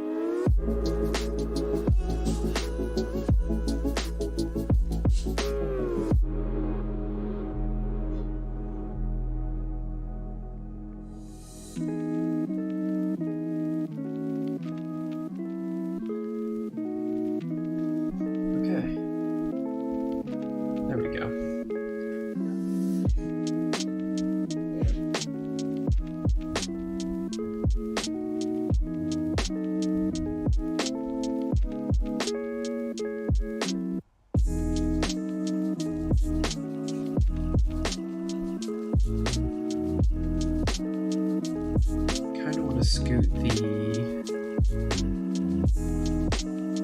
guys down a little bit. So merge.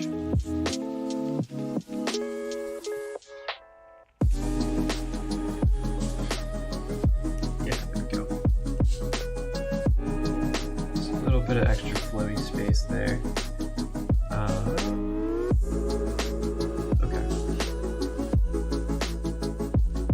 Getting there. I'm going to do a couple more things that just create a little bit more space between the background and the foreground, and add a couple more of those layers that make it pop. And then I think what we'll do to finish out for today is I'll go into my little app that I have to make little Instagram videos, and we'll post it for today, post it to TikTok, do all that stuff. And yeah, hopefully people want to see how it's made and will come here to watch this awesome stream.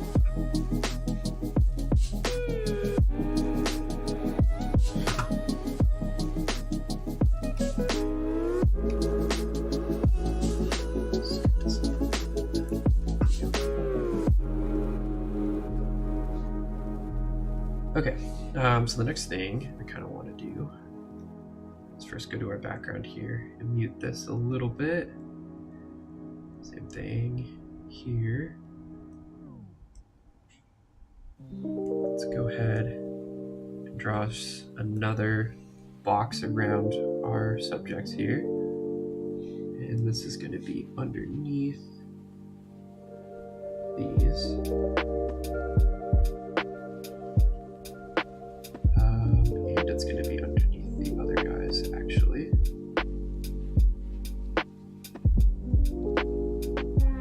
Very important to keep your layers nice and organized. Okay. And I want it to be big. And let's go ahead and use that chisel again. I'm just going to draw a nice big box around everything. Yep. Okay, my idea for this was that unlike the rest of the piece where it is aligned with that pink and the blue, I'm going to go in and for every spot where there's black it'll be white, and where there's white it'll be black. So basically I'm going to go in and take my little eraser tool here.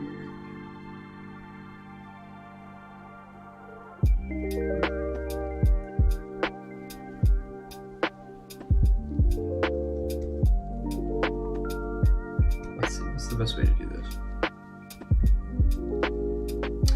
It's going to be duplicate this, and we'll make one of them white.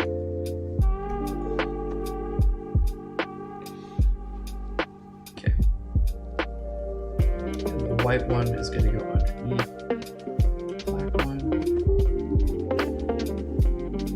And then we'll erase the black one on top of the white one.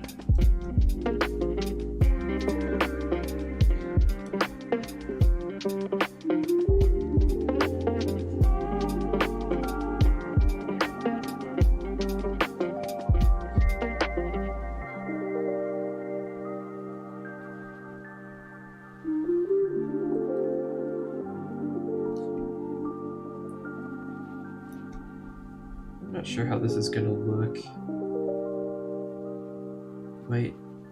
Might be a little too busy for what we're going for, but it was the first version of this idea that popped into my head, so I wanted to try it. Can always take it back later.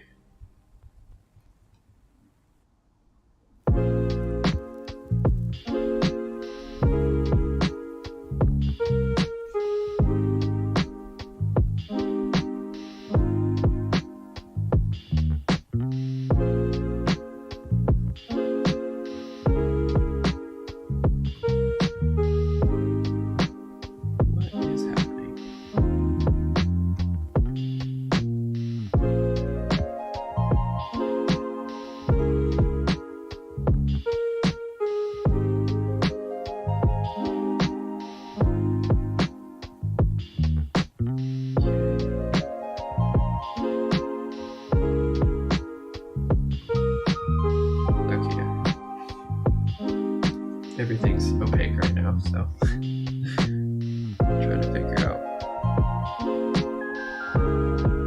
where this all is going. It's a little tricky.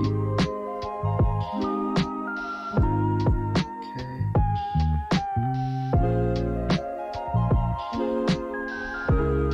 Just picking up those lines, continuing them. Alright, I need my background turned up a little more. And I need the white turned down a little bit. Yeah. Okay. Back on the white layer. Oops. Nope. Black layer, that's right.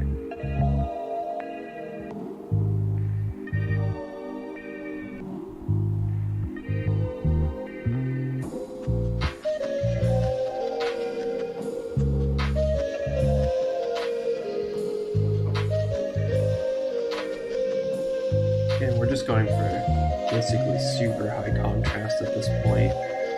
All of these super bright colors in black and white and trading between the two. Hopefully it's going to make this look just very, very vibrant and very, very lively, I guess.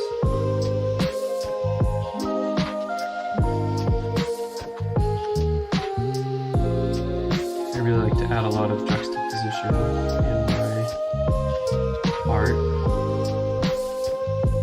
Taking an initial piece that's kind of spooky and creepy or just kind of bizarre, maybe slightly dark, and giving it a really colorful background has always been very core to my style.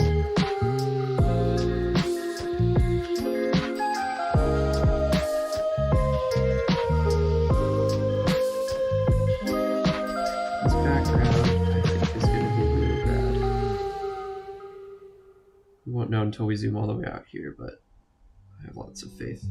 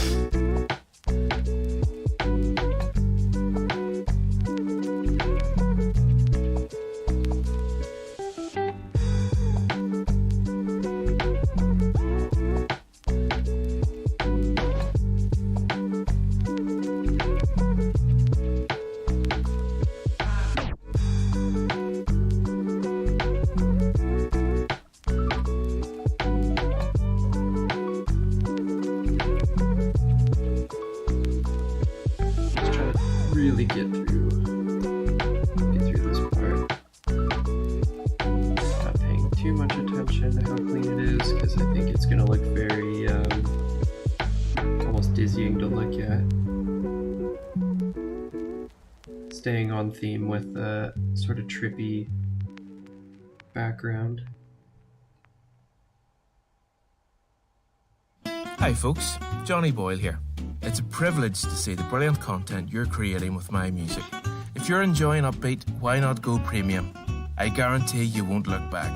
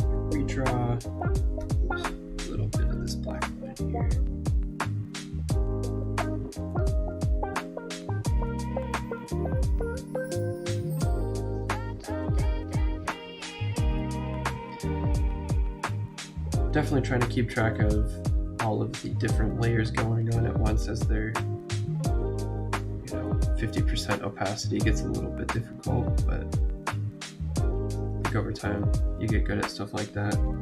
I remember drawing pieces when I was, a younger artist, a newer artist, I don't know.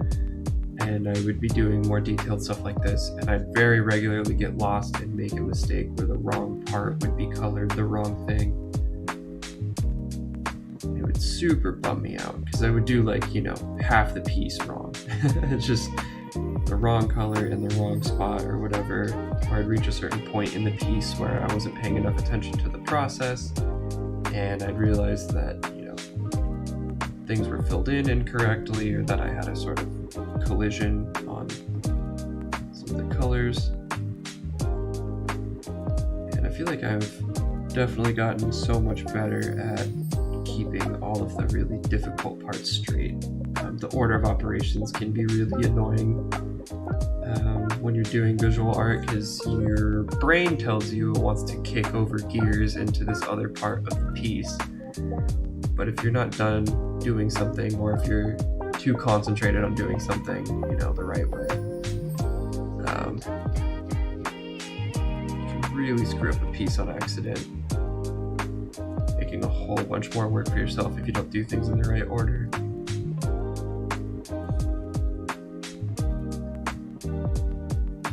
Definitely switching over to digital art is a lot more forgiving with that. Like this process right here would be very grueling without, being able to just duplicate layers and everything. Probably have to bust out the tape and all that good stuff.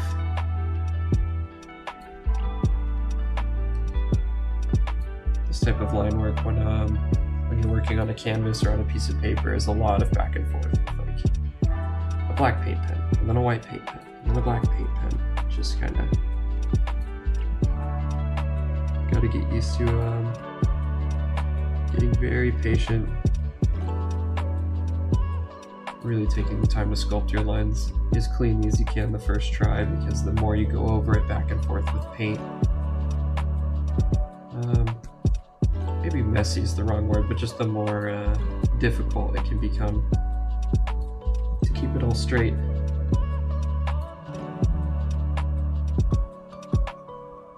Making more work for yourself is also just like part of the creative process. I feel you get an idea and it kind of retcons, your original idea, but it's too good to just like let go. So spend another couple hours just redoing that whole part of your piece.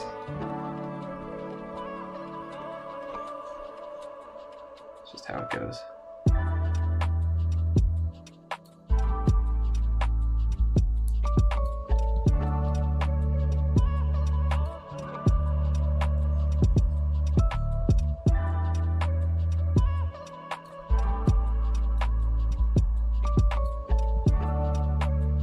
Sometimes feel pretty devastating though, to like feel like, oh, I'm almost done, and then you almost like resent the fact that you came up with a new really awesome idea for your piece. You're like, oh no, I have to do that. Like it's gonna be so good, but it's gonna be so much work. It's always worth doing it, by the way. Gotta just send it on those ideas. Can't let those slip by because they're pretty rare.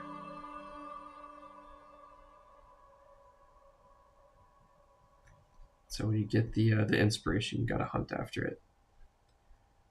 Okay, let's turn up all these opacities and see what we got.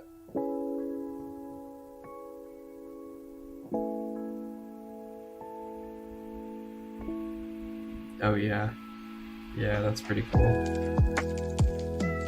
It's subtle in the background, but it is that little extra piece that I really like.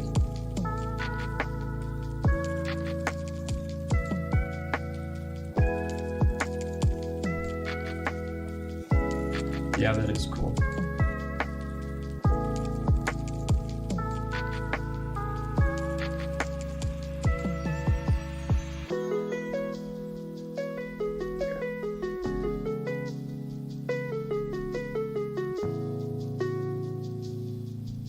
want to see what one thing looks like real quick.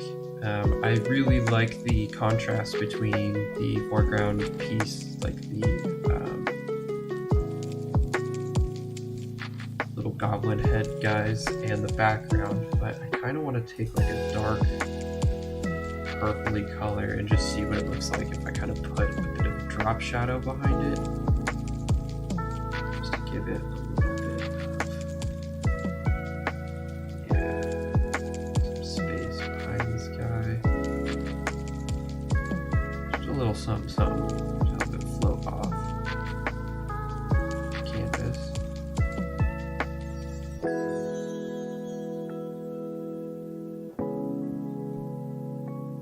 Yeah, that's good. Let me actually make it a little bit more darker. There we go.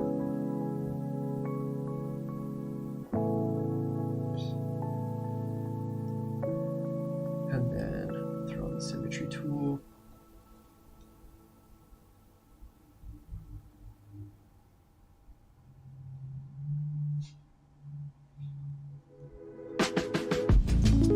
Really hug that inside line there.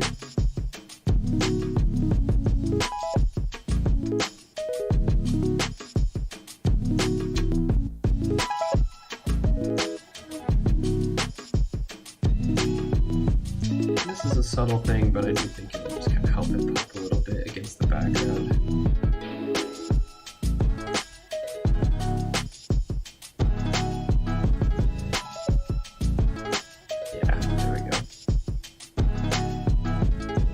Even take this eraser tool, just sort of come in, partially erase back that sort of fuzzy line that we created earlier.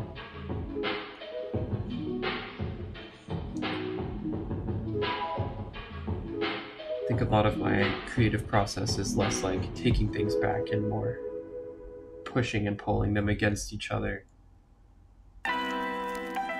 until I find the right balance of what I'm looking for. Which is very much something I think you just feel out.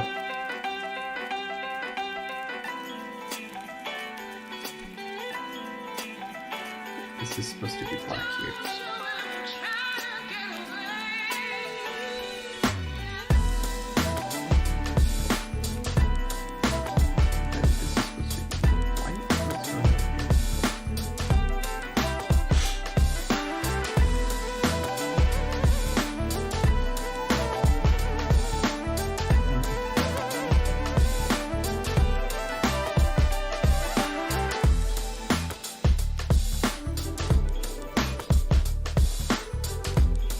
Weird. Just have like this floating pink line here. Okay. Is that on both sides? On this side. That's very strange. Might have been something in the wrong way from before.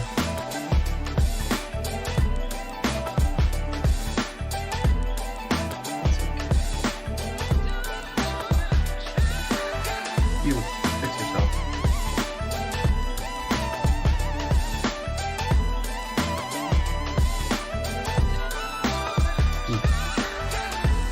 Okay, so that means this whole thing would be white.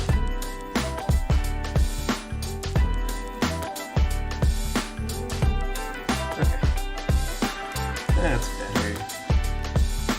Let's do the trick.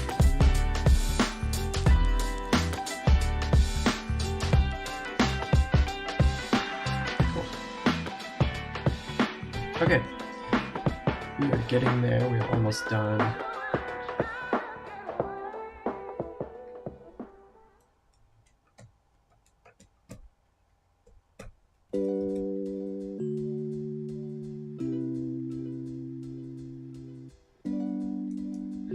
Let's add this to that.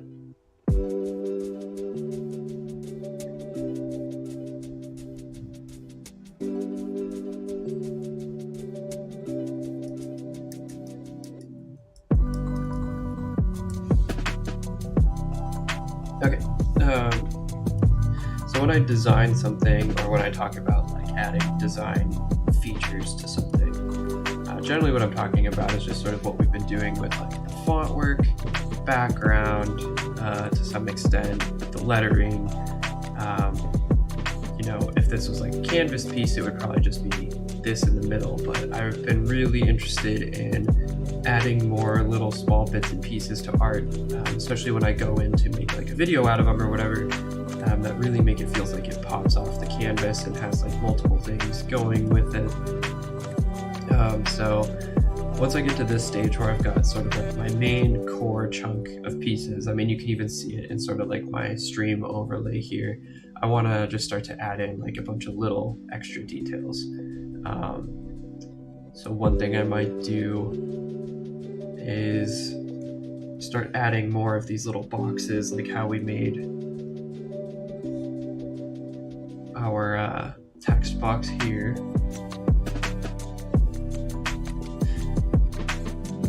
And I think the easy way to sort of do this, and I'm still learning, this is still definitely a new thing that I'm getting into aesthetically with my art, but I want to start to deconstruct all the pieces and colors that I used for the art piece and start to use them in just like splashes of symbols and letter work around the piece. I think when you're designing something or when you're thinking of like graphic design, there's an aesthetic of like barcodes and micro text and just, you know, interesting little snippets of, you know, the visual aesthetic that make it look like it's part of something. It's like a trading card, or you'd see it on the back of a magazine or something cool. And I think there's a way to do it that's pretty formal, that has like a, you know, there's a very right and wrong way, similar to like graffiti art or other things where there's sort of, if you're going to consider it design work, you have to adhere to a semi-strict version of these sort of principles. I think what I've been doing lately is just trying to capture the general aesthetic theme of design and playing around with those pieces. I'm not super interested in sort of the formal tenets and ideas of design. I just want to make things have that intentionality behind them, make it look like it's part of something that would, you know, again, like be on a magazine or an album cover, have a little bit of that sort of visual wear and visual style to it, that I think design does really, really well. So yeah, I think next up is doing a couple little symbols. So we have our black box here. I kind of want to just recreate. Let's just duplicate this guy.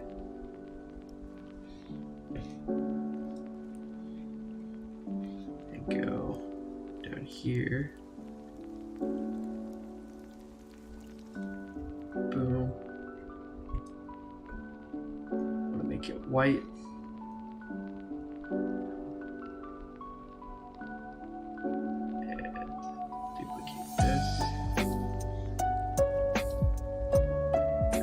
Black.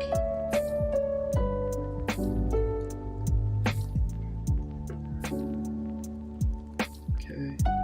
I'm gonna mute my background again,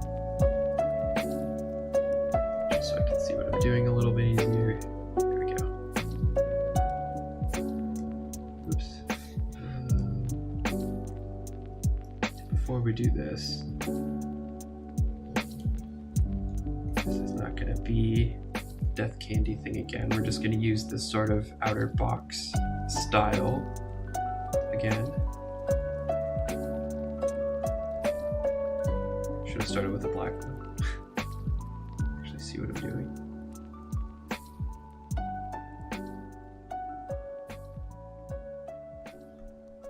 So I'm just going to erase all these little bits in here that made our lettering the last time.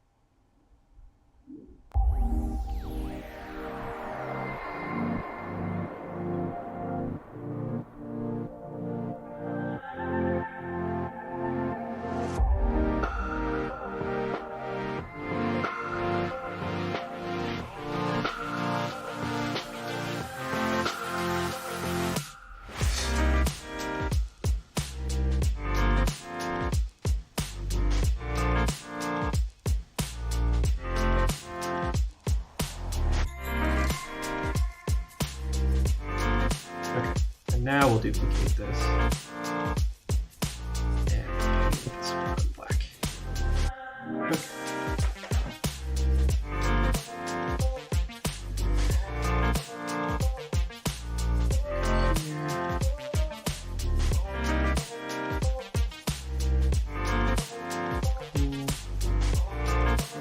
Okay.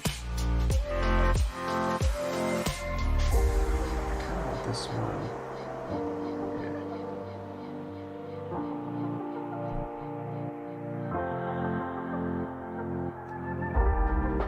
Okay.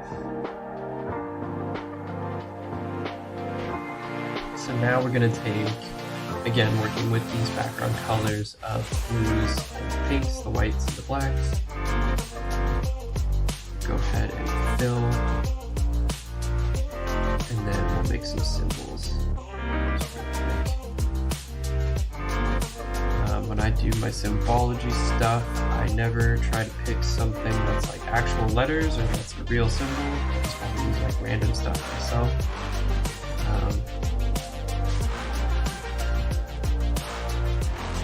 So one thing I've done for a long time is just kind of create these like little spiky, like numerals almost. I really like the way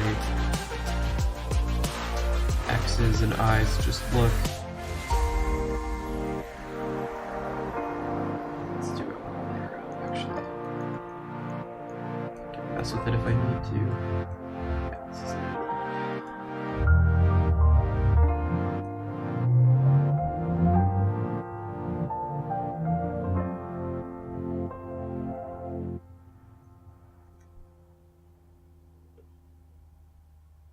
Yeah, something I used to do in my artwork was I would always do sort of a bunch of words kind of mashed together so that you couldn't tell what it was saying. But then people would always ask me like, oh, what does that say?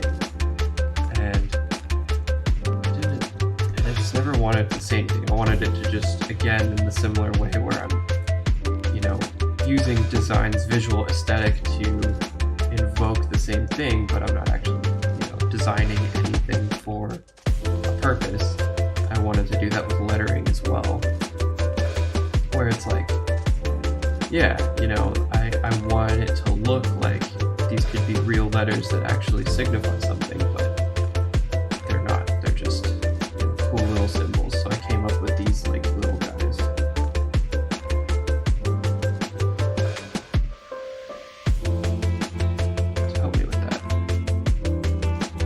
People still think they're Roman numerals, and I get that they kind of look like it, but they're not.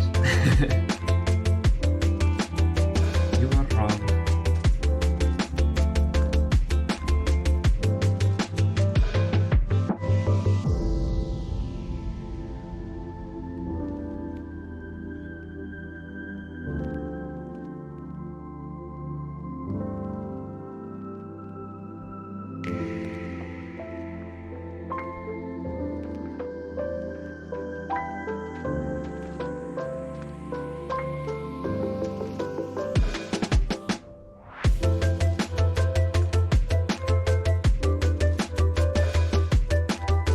In, sharpening these all up on the points, like my letters extra pointy, or symbols, I guess.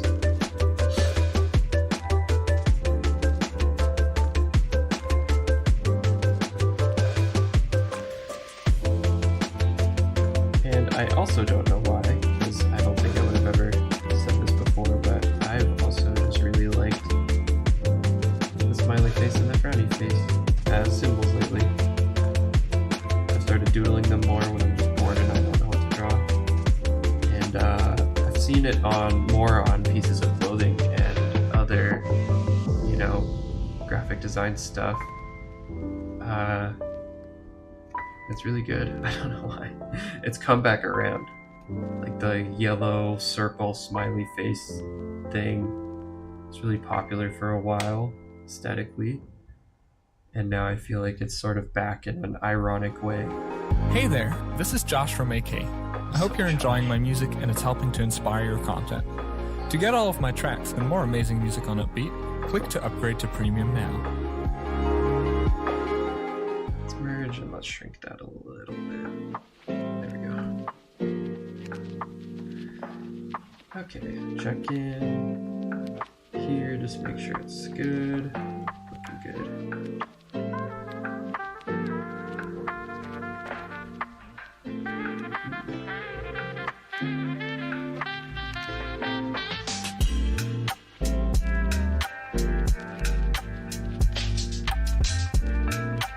I want to flip it actually. So let's go white on the outside. Yeah. Black on the inside.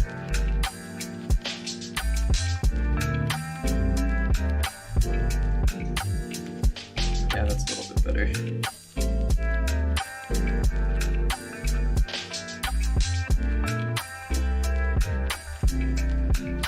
And then in the video, I'm going to use some small effects to make things look like they're moving.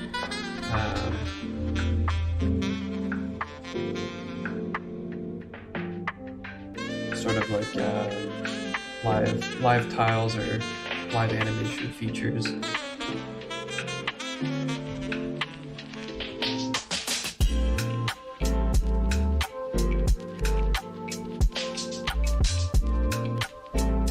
Cool if I could animate this background to be moving at some point. I'm looking into that.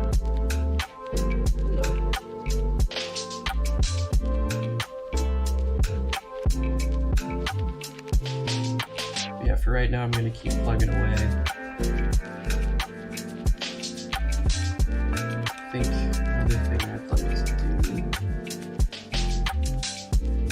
in similar fashion is create sort of like a color source. This is something you'd see a lot if you were going to send a graphic design piece into somewhere to like get a shirt made, as they have what's called a color panel. I think the aesthetic of this is just really cool to add to your piece. So basically, give me a second here. We're gonna take circle and let's copy and paste.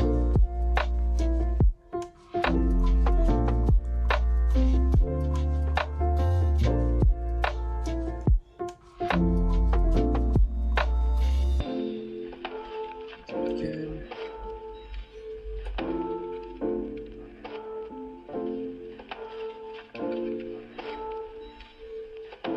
Just eyeballing the spacing here. Again, like if I was in Illustrator or Photoshop, you know, I can make all this perfect, but I'm kind of, you know, it's not the point of what we're doing here today. Okay, and then we're gonna do just some really basic color filling. So let's take like this blue that we've got here, fill one of those. Take this orange, fill one of these, because those are basically complementary colors. And if you guys don't know, complementary colors isn't actually like the complement to this, it's the inverse of the color. When I'm doing my art, I oftentimes think of a triangle essentially in the color palette. So the complementary color of this blue that we have is this orange, and then on either side of that we get the pink color. So it creates sort of like this color triangle that we got going. So that's sort of how I got there. And then this pink color is the in-between.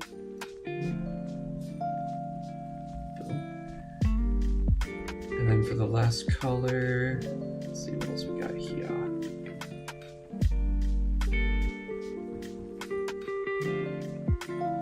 I guess it would be sort of these yellow highlights that we used for the horns. So I'm gonna zoom in and grab sort of this nice vibrant yellowish green. And let's sharpen it up a bit. There we go. that's our color palette. Hey, no. Ivy's here. She wants to say hi. No. What are you doing? Oh, ow! Very sharp nails. Oh my god. Okay, there you go. You can hang out. Yeah, like this. Just always curious what I'm doing. She saw the camera move.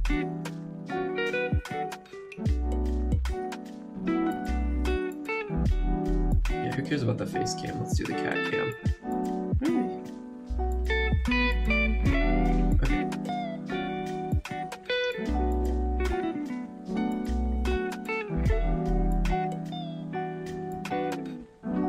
Jumping back here. Take a look at our background. Very cool.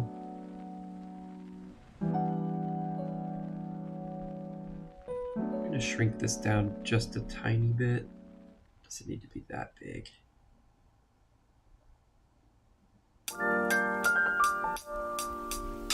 Cool.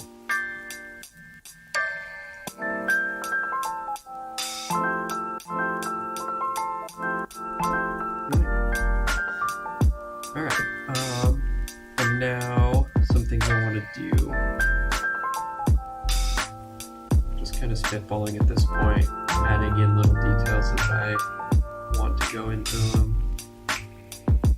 But one thing I definitely like to do with any piece of mine where there's these nice colorful outlines is I love drip marks. So just go in here, make it look like a nice runny paint pen, or even spray paint was used to create this piece of the art.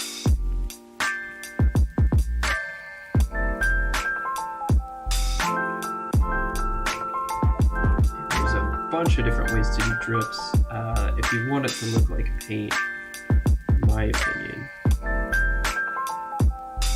doing series of 2 runny drips and then 3, and then just add a little bit of a drop to the bottom.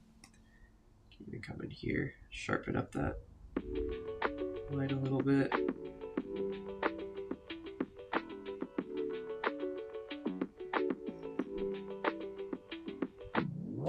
But yeah, adding that teardrop shape to the bottom is definitely going to help.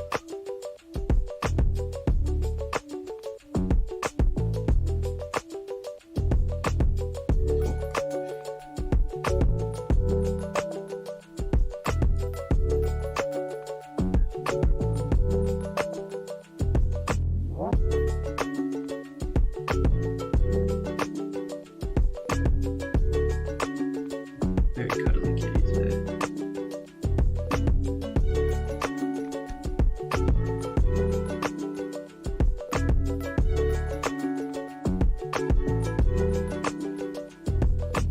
Even join this here, rounding out these lines to make it look like the paint is running into another paint source. I'm definitely here for that.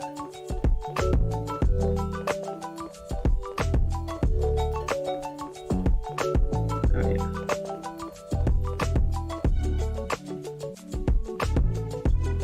yeah. Extremely ripped, exceedingly sweet. We're here for it. Let's do it over here too.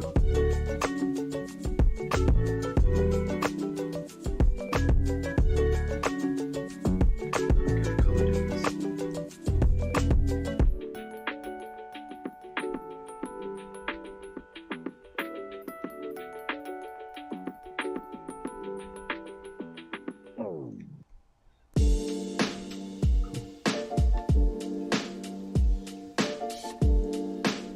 Nice little extra flair. We can also add just a little bit. It's easy to overdo it with the drippy stuff. So just a splash of it here and there is generally the way to go.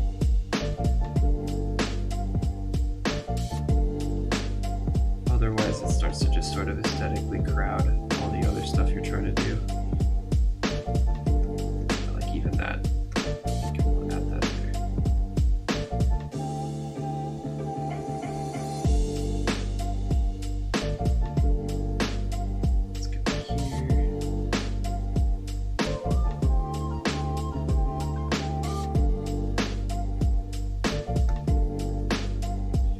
just make your drips smaller lines than whatever the line is that they're coming off of. Otherwise, you start to lose that look that they're, you know, a piece of, or that they're a drippy paint coming off of something.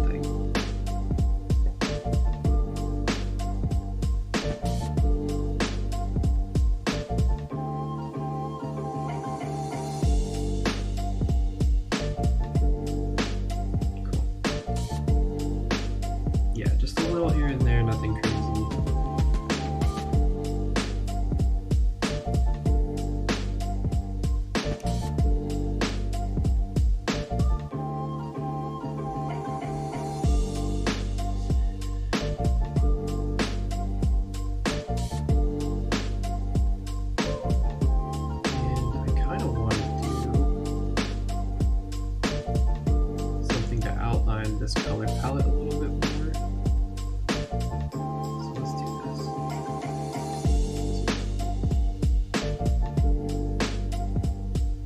Circle.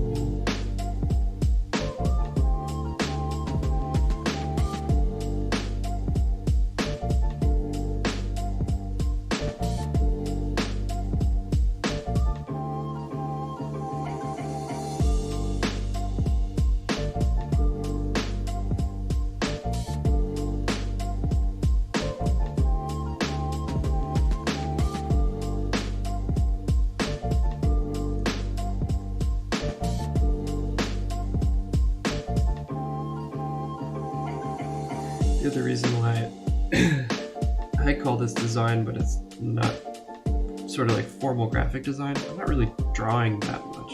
There's just sort of like dropping in assets, and this is an area where I still do like hand drawing a lot of it. Like I'm not making totally perfect circles and stuff here, but I'm using a lot of tools and I'm using a lot of presets to kind of just speed through this part, because it's not the focus of the art.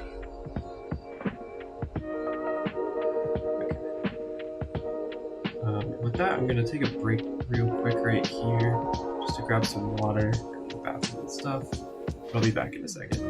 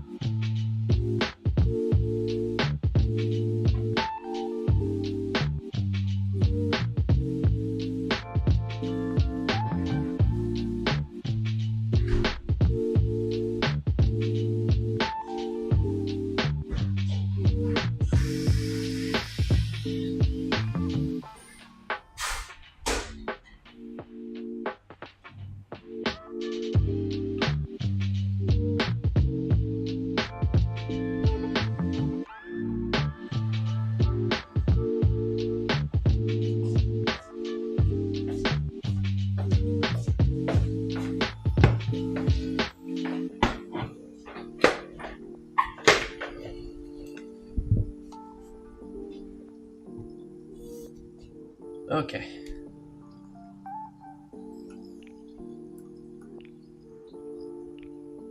Let's get the face cam back. No more cut.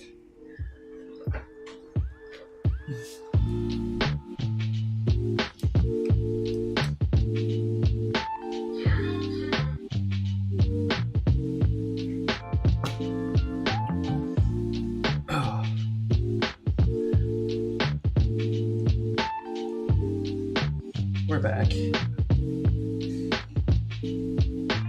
Okay.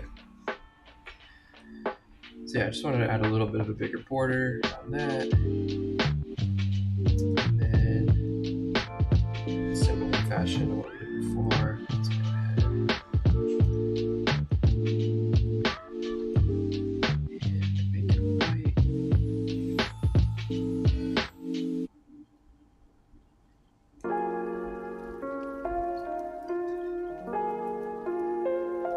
And make it bigger.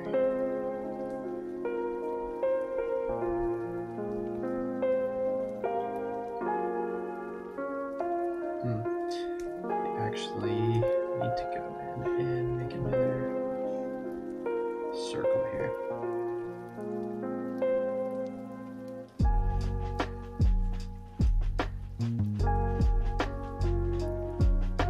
Cool.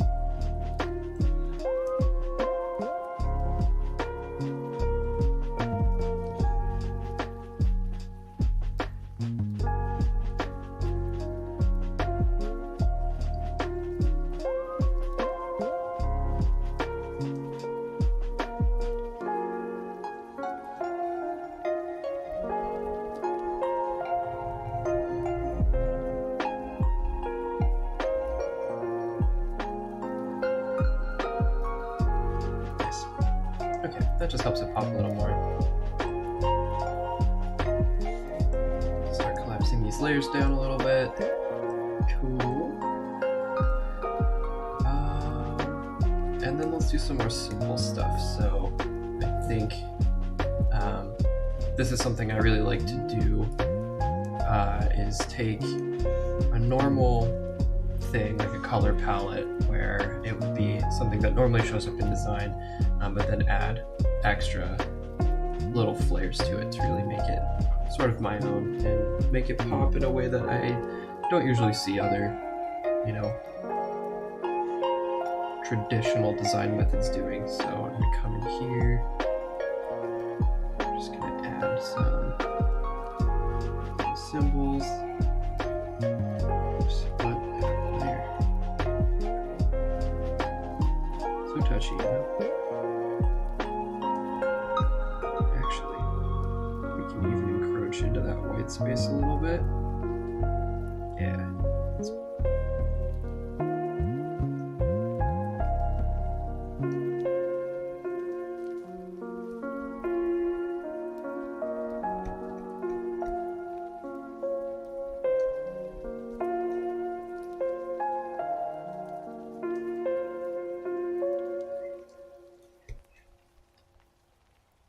This process is fun, just kind of playing around with all the different symbols we could do. Hey, it's Benji from All Good Folks. If you love our music and you want to support Upbeat's amazing community of artists, upgrade to Premium today and help us keep creating great new tracks for you. I promise I don't upgrade to Premium. I'm just signed in on the wrong account right now and I don't want to change it. I'm too lazy. Okay, so that's good. Shrink it down even more. Alright, cool.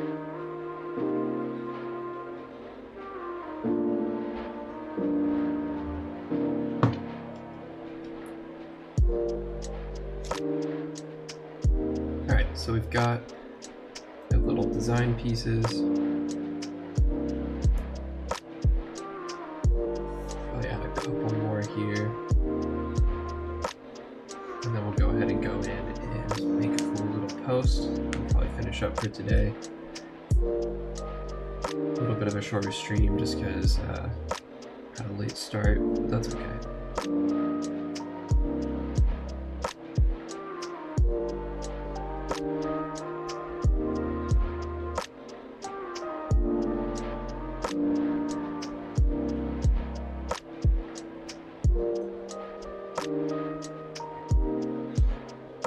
Another thing I like to do when I'm kind of just out of stuff that I'd normally put down here is I'll go to my image layer and I will look through all my pictures of stuff I've already made and pull out little bits and pieces that I can splash in that I think would look good. Got some old content here. My border and my signature, last week's piece. Bunch of preset shenanigans. Little thumbs up, dude. Memes. Oh, the memes.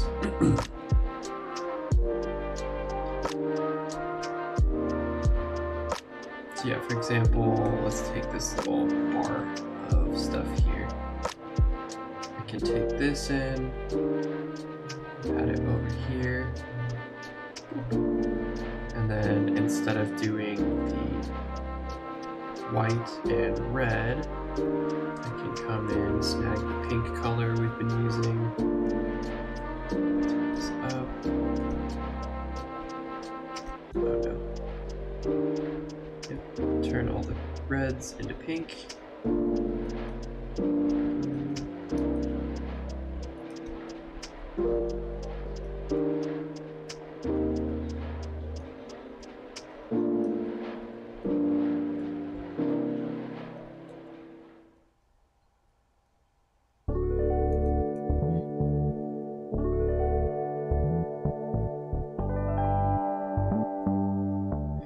Yeah, and I've been doing this for a while, testing pieces, so it's kind of cool because now I have like a library of all these things. You know, like I hand drew this little chunk that I'm recoloring now, but it's definitely like a cool little asset to just throw around on a bunch of different art, and it gives it that kind of just that interesting aesthetic that I'm going for. Together to make one product looking thing. And I don't want to like overcrowd anything that I'm doing, but just adding like these little flares of detail. Definitely create something I like a lot. Okay, so now I'm going to take my blue and let's splash it.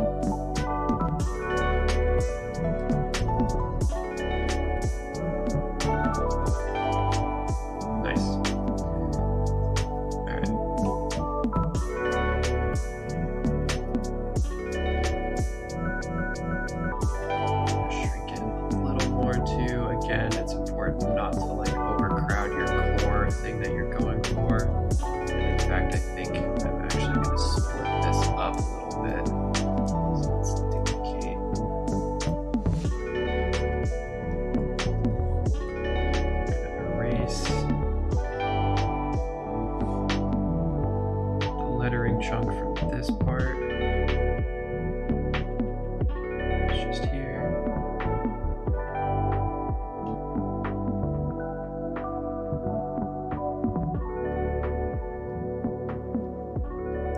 Cool.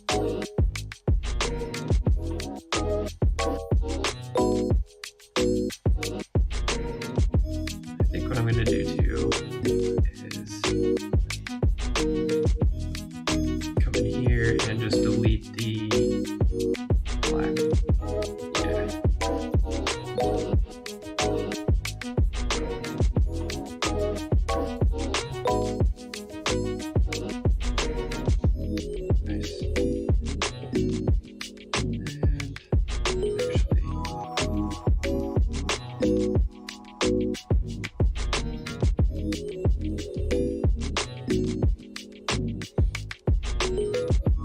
go ahead and keep deleting.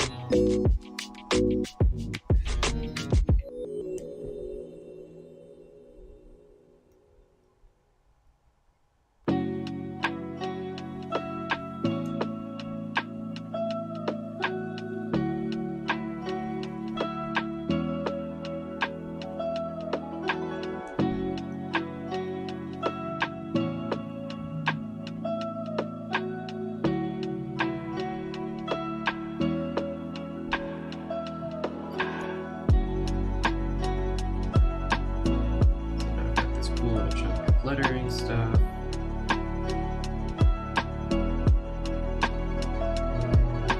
I want to actually put it down here somewhere. Yeah, that looks good.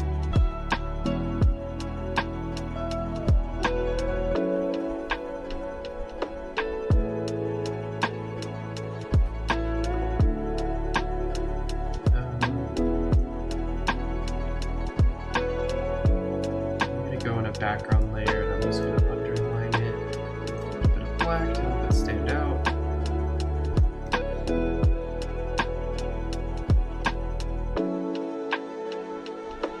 Just nothing crazy. Yeah, I don't want the big blocky black stuff, but I do want it back underlined just a tad.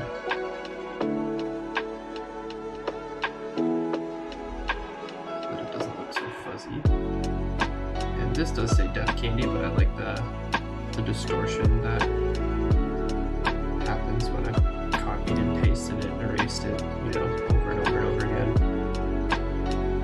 Gives it that kind of fried out digital look. Big fan of that lately.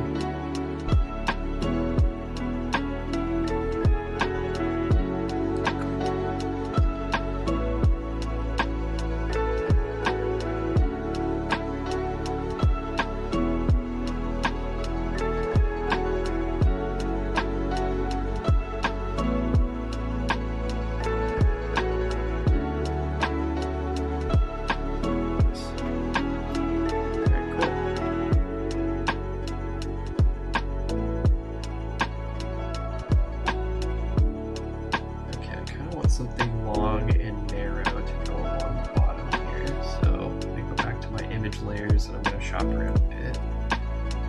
See if maybe I've already drawn something that could work there.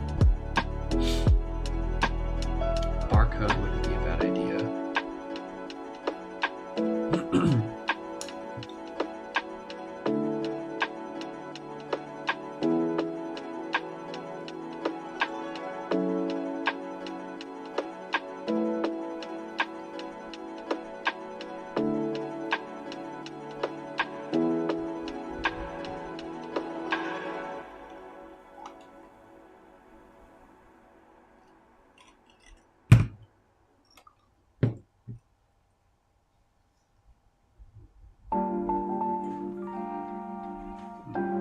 Seen anything super great.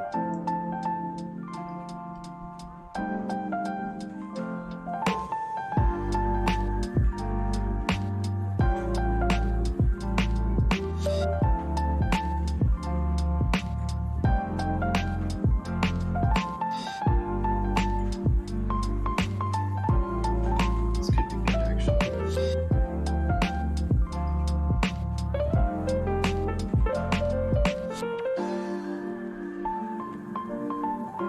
Yeah, let's use this. Okay, so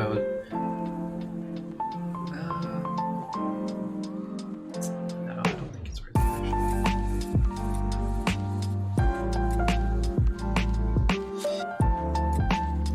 Okay. No easy mode copy paste for me today. Let's go here. And I like our smiley face that we have our symbol block down here. I kind of want to do that again. And I kind of want to obscure an entire corner. So what I mean by that is. Take a piece of stew.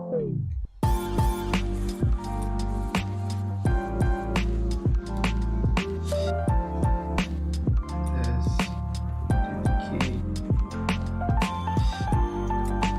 Paint this one our pink. This one after duplicating our blue.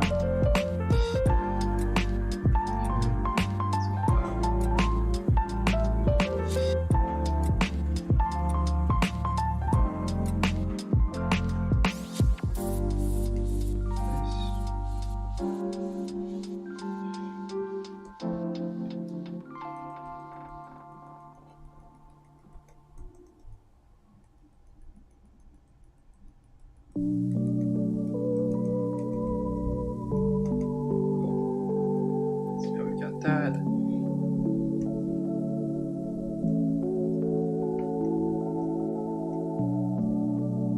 And let's draw our smiley face.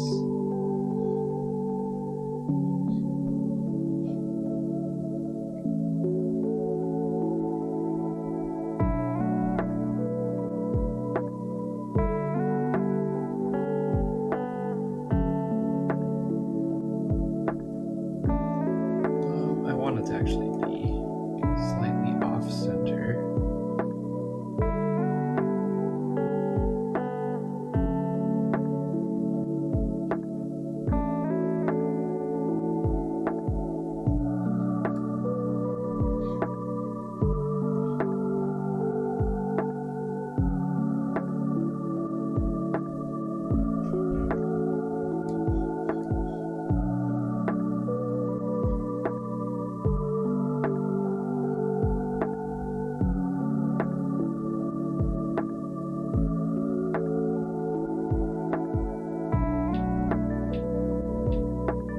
Yeah, the smiley face is just such a cool symbol. I have no idea why I like it all of a sudden.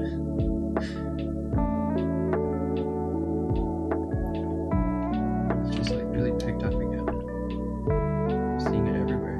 I like it. Here for it.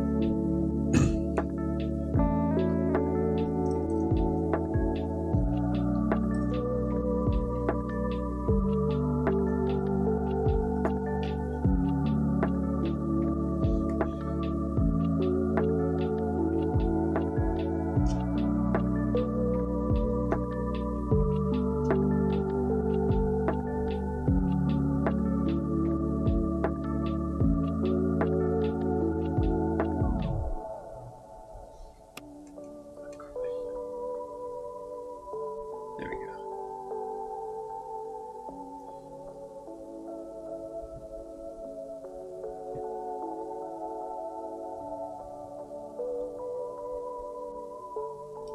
Cool. Okay, let's do the thing.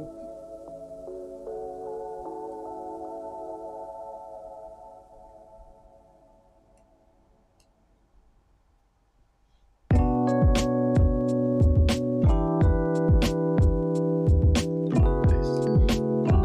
And then I think also what I want to do. Oh, that's cool.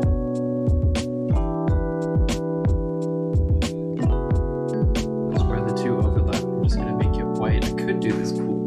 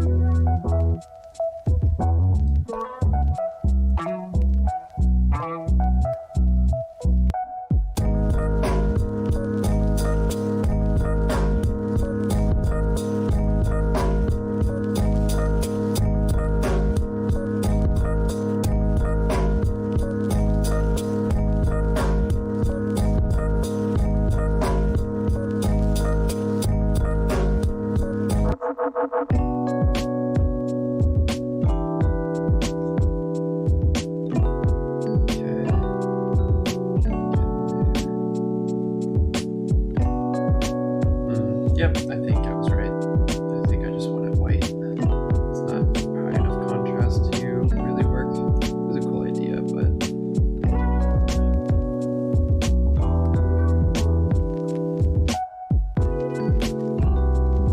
this is just going to be a little bit better.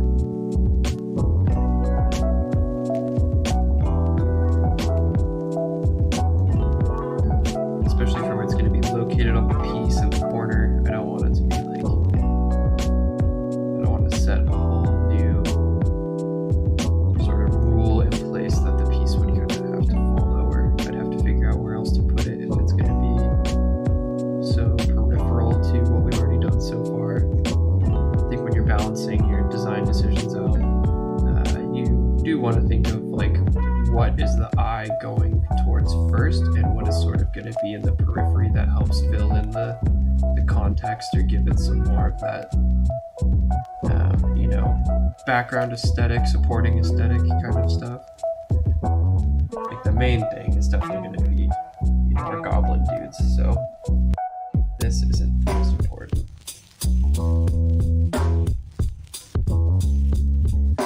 Okay. This, red, little smiley dude, and we'll just put him in the corner. Like that. Maybe a little smaller.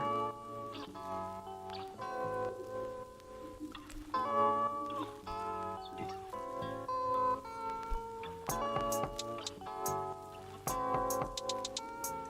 I don't know why I want to do this, but I want to do this. Nope.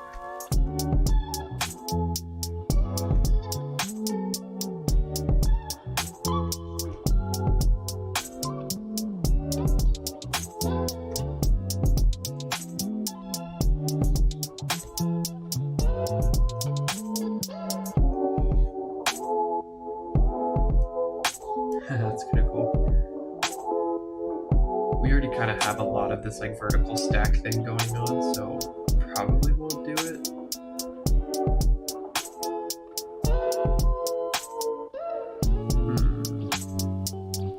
So cool though.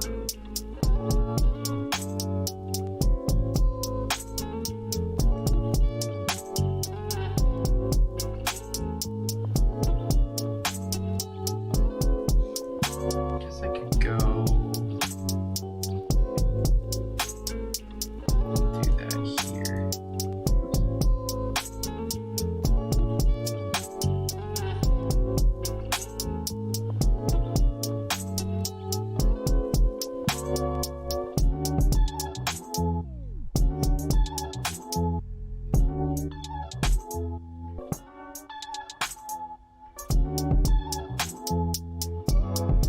Yeah, that's pretty rad.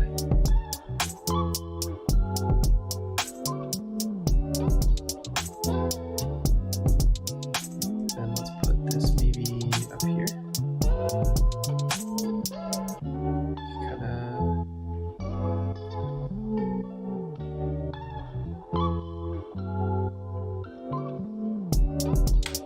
Do something. Maybe duplicate this as well. Flip it. Ooh.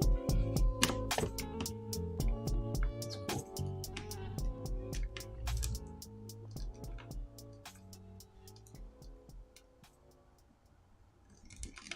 Maybe join the two up in this white space here.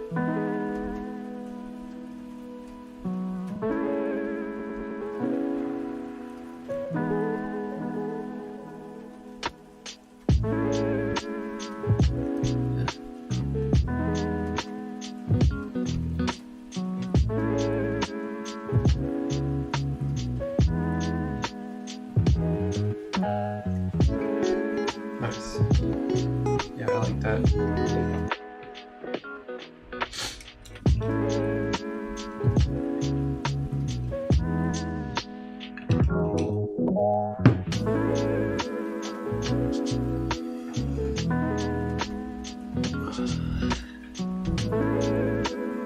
Okay.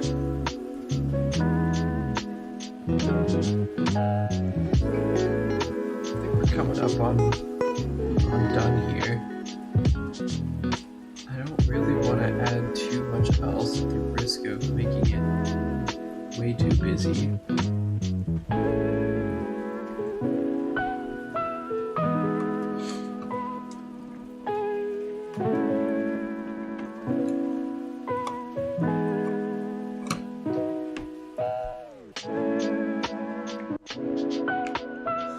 Just looking it over here, pretty happy with the composition right now.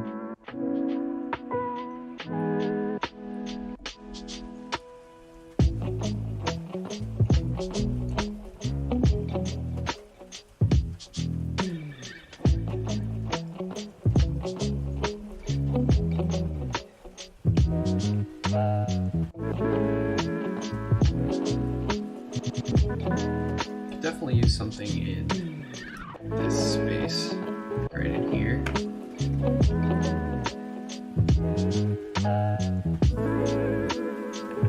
And I think a piece of it wants it to be a barcode. Maybe we could do some kind of cool take on a barcode.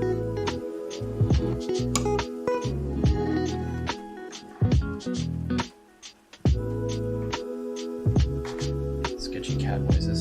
Okay. Yeah, let's see what we can do.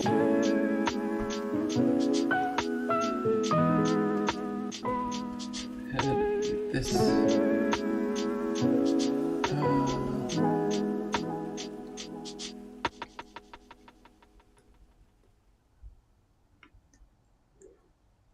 Hi folks, Johnny Boyle here. It's a privilege to see the brilliant content you're creating with my music. If you're enjoying Upbeat, why not go premium? I guarantee you won't look back. No, it's too big.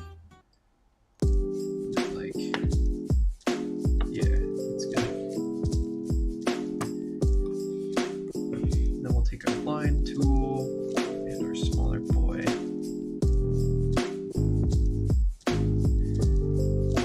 And actually, we'll probably use the ruler for this just so it goes a little bit faster.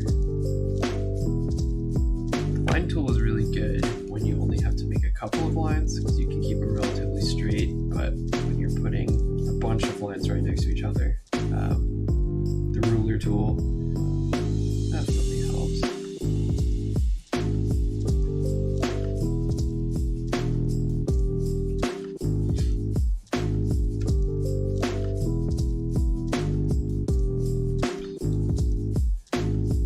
we go.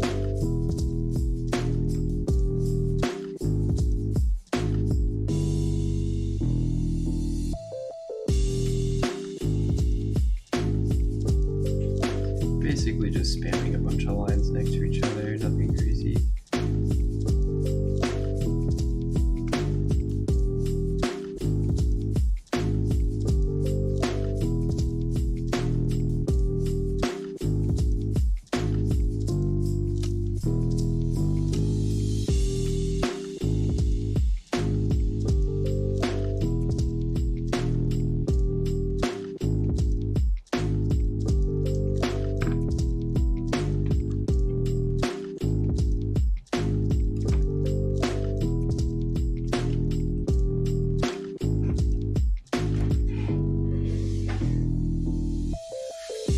There's a cat behind my computer. Hey, what are you doing? You're gonna overheat my computer, cat.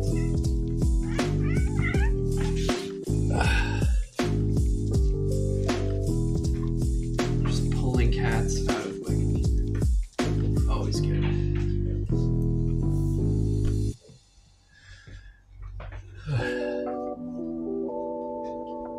These cats, you know, they just never leave you alone.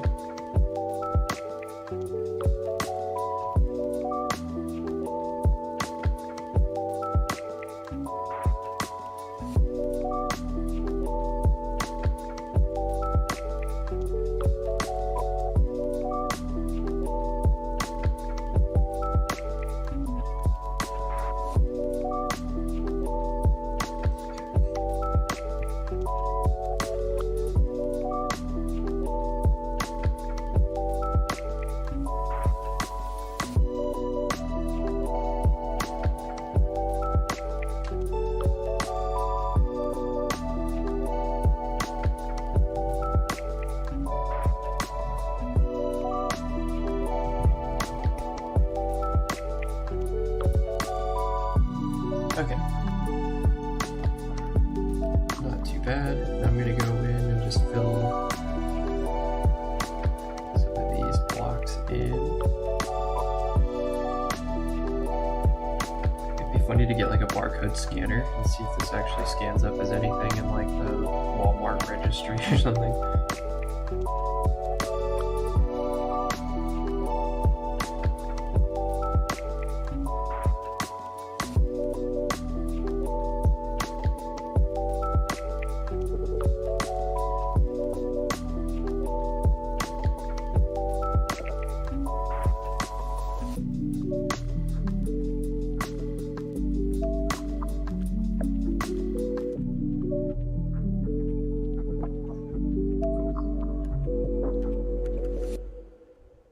That's pretty good. It's a little big. I'm gonna shrink that down a little more.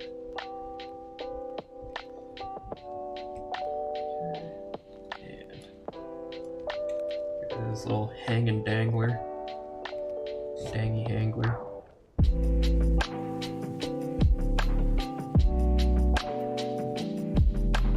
And yeah, let's go ahead and give it the same treatment as all the other stuff we've done.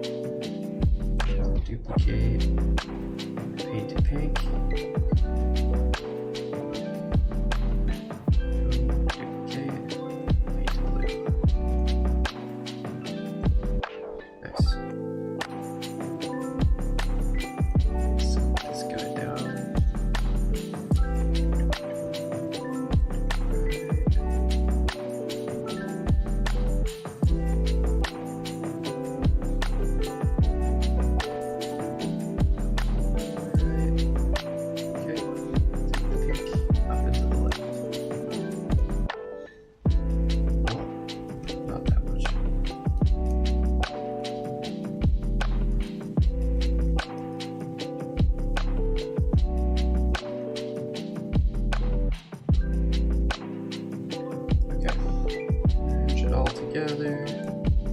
And then let's just make the background white so it doesn't get too weird to look at.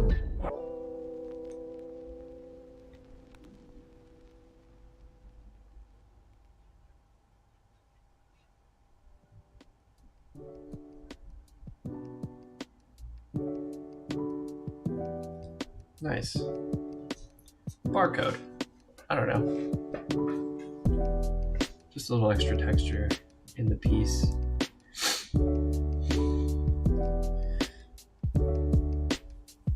Fucking allergies lately, dude. It's starting to flare back up. Yay, spring. Everyone's favorite time. Okay. I think I am happy with that.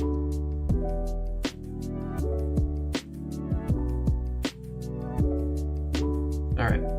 So now we've kind of got 3 core pieces to this this main piece that we're looking at here. And I'm just going to start crunching all of our little, assets into one layer. So let's go ahead and get these all grouped together. And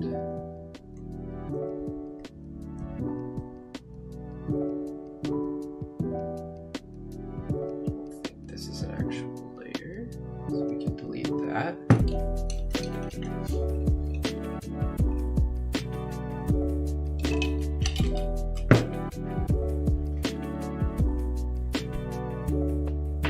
Okay, so now we have this chunk of stuff. I'm trying to blink it in and out so you guys can see it. Yeah. Got our letterbox. Very good. I think I'm gonna fuse the letterbox with this little outline box. Yeah, that should be good.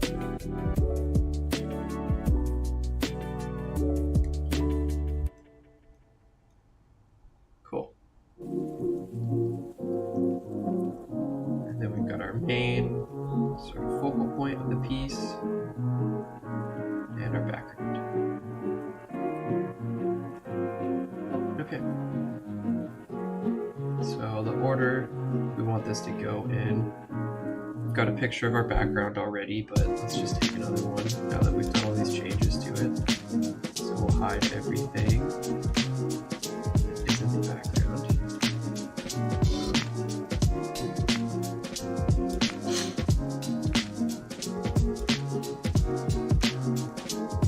Go like this. And we'll take our main piece, share this.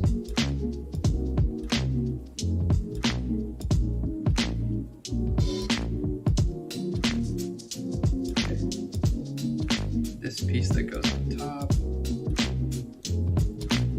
share this,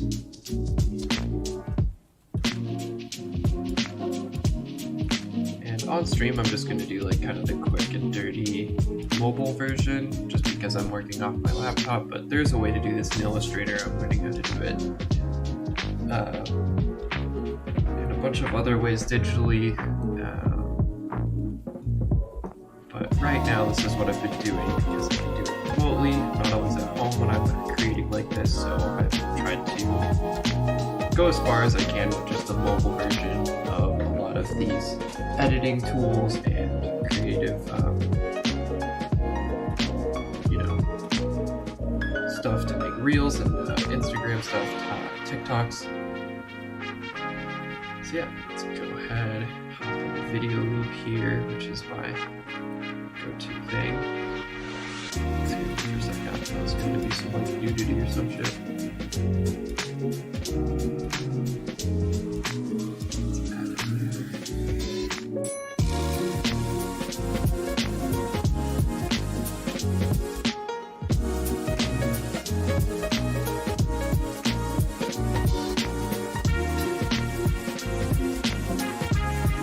Okay, so now from here we can drop in all of our assets, our background, and these three guys. Okay, so, oops.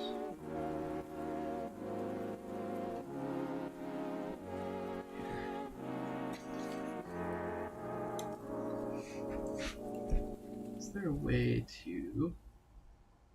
No.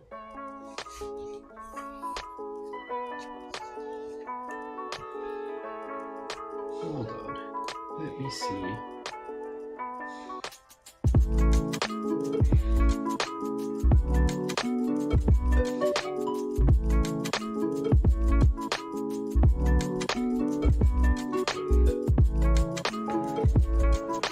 I'm gonna try to flip the orientation for you guys. It's in my tablet 9x19.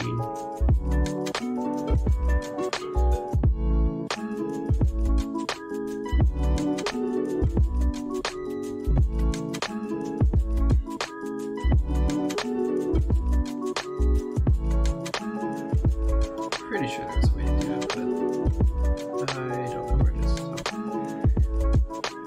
that's okay.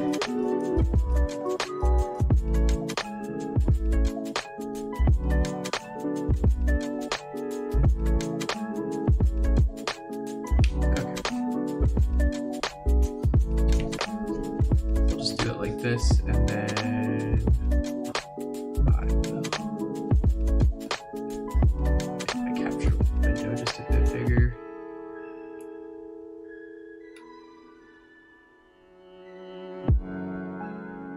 Nice, that looks good. Okay, so we're gonna take our background, stretch that to about 7 seconds usually. Is how long a short Instagram post or just like a repeating loop should be. What we're gonna do is we're gonna take all these pieces and start to layer them on top. So basically this will come in, boom. Next will be this piece.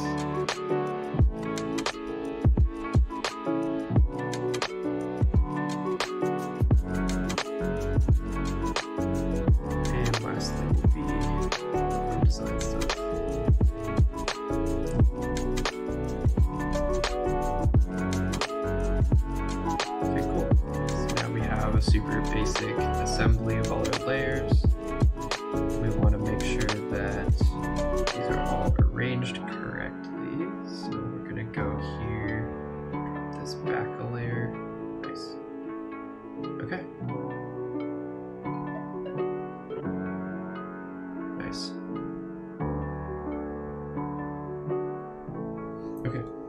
now we go and we can animate how they come in and out of frame. So for this one, let's go scale down. Nice. We can control the speed of how fast it snaps in. And hold this nice and spaced out.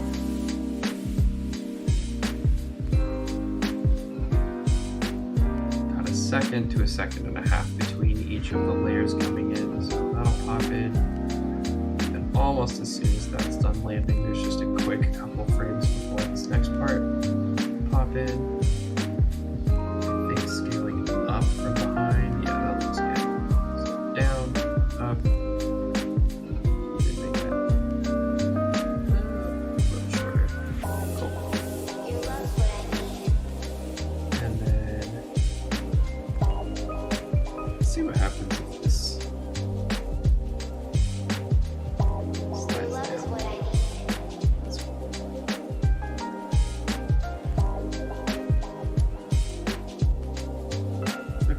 Now, with this, just have a super basic kind of animated thing. And sometimes what I like to do is for the last little bit, I'll add.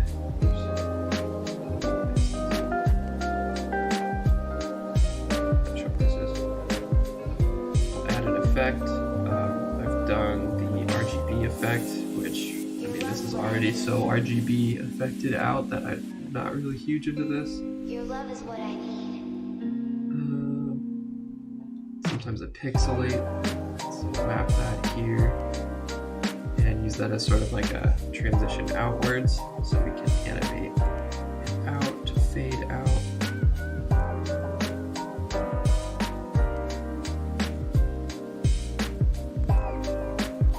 Oh, weird. Okay, so we'd want to go in, actually.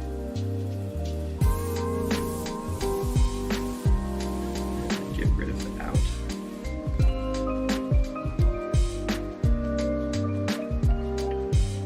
Probably stretch that back a little bit. Cool. So yeah, it's a cool way to just end a little small animation. Your love's what I need. Nice. And then you could even in another one here so that as it loops on a TikTok or an Instagram reel, it looks very smooth. So we can add the same effect, pixel, except we don't want it thick, just want like a little bit.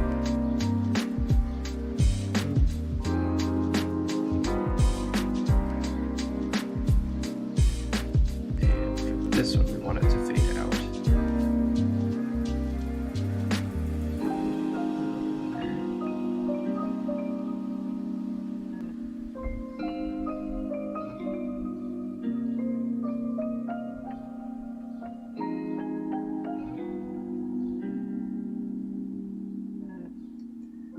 Cool.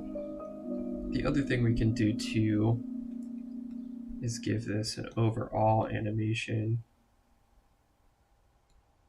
Give it like a slight wiggle.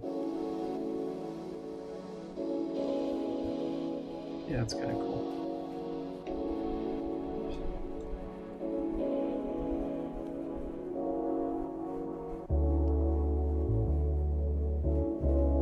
That's way too much.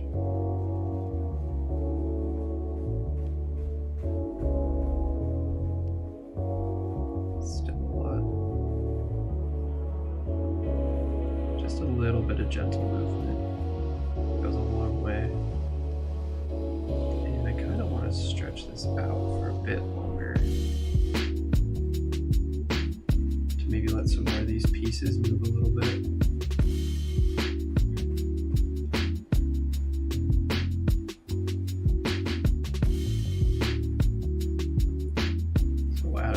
Seconds here. We'll see what else we can do to maybe add some movement to these other pieces. Particularly interested in this one.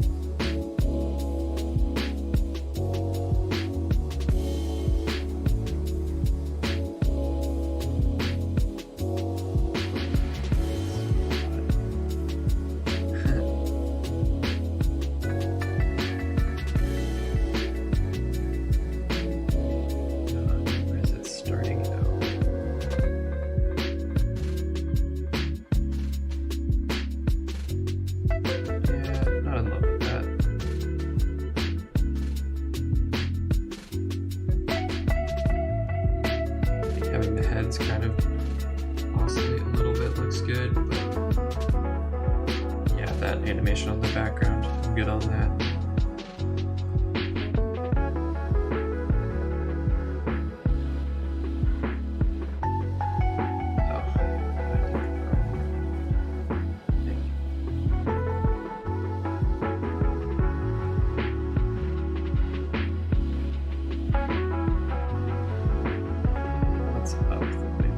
Just a tad.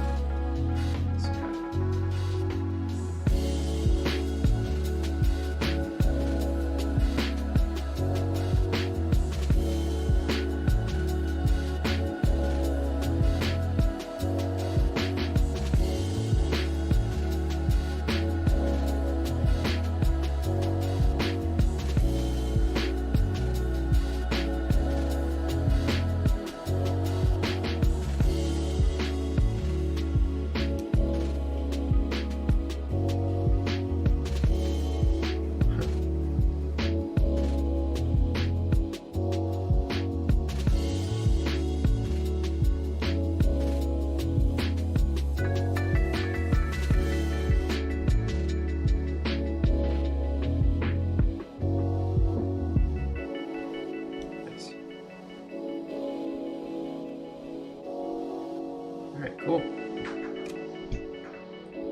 Alright, what time are we at here? Let's see how we're doing. We're at 3.5 hours.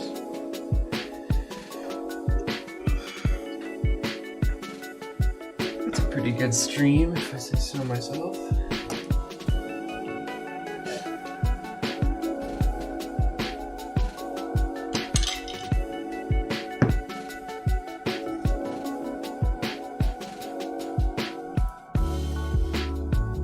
Alright, yeah, we got a lot done today. This was less of a drawing stream and more of a watch how it all comes together stream. But I think with that, I'm going to work on this a little bit more off stream. Post it to Instagram later today, possibly tomorrow. And chop up some clips of this stream here. Remember to like the video, add a comment, subscribe, all that garbage. And yeah, I'll see you guys later.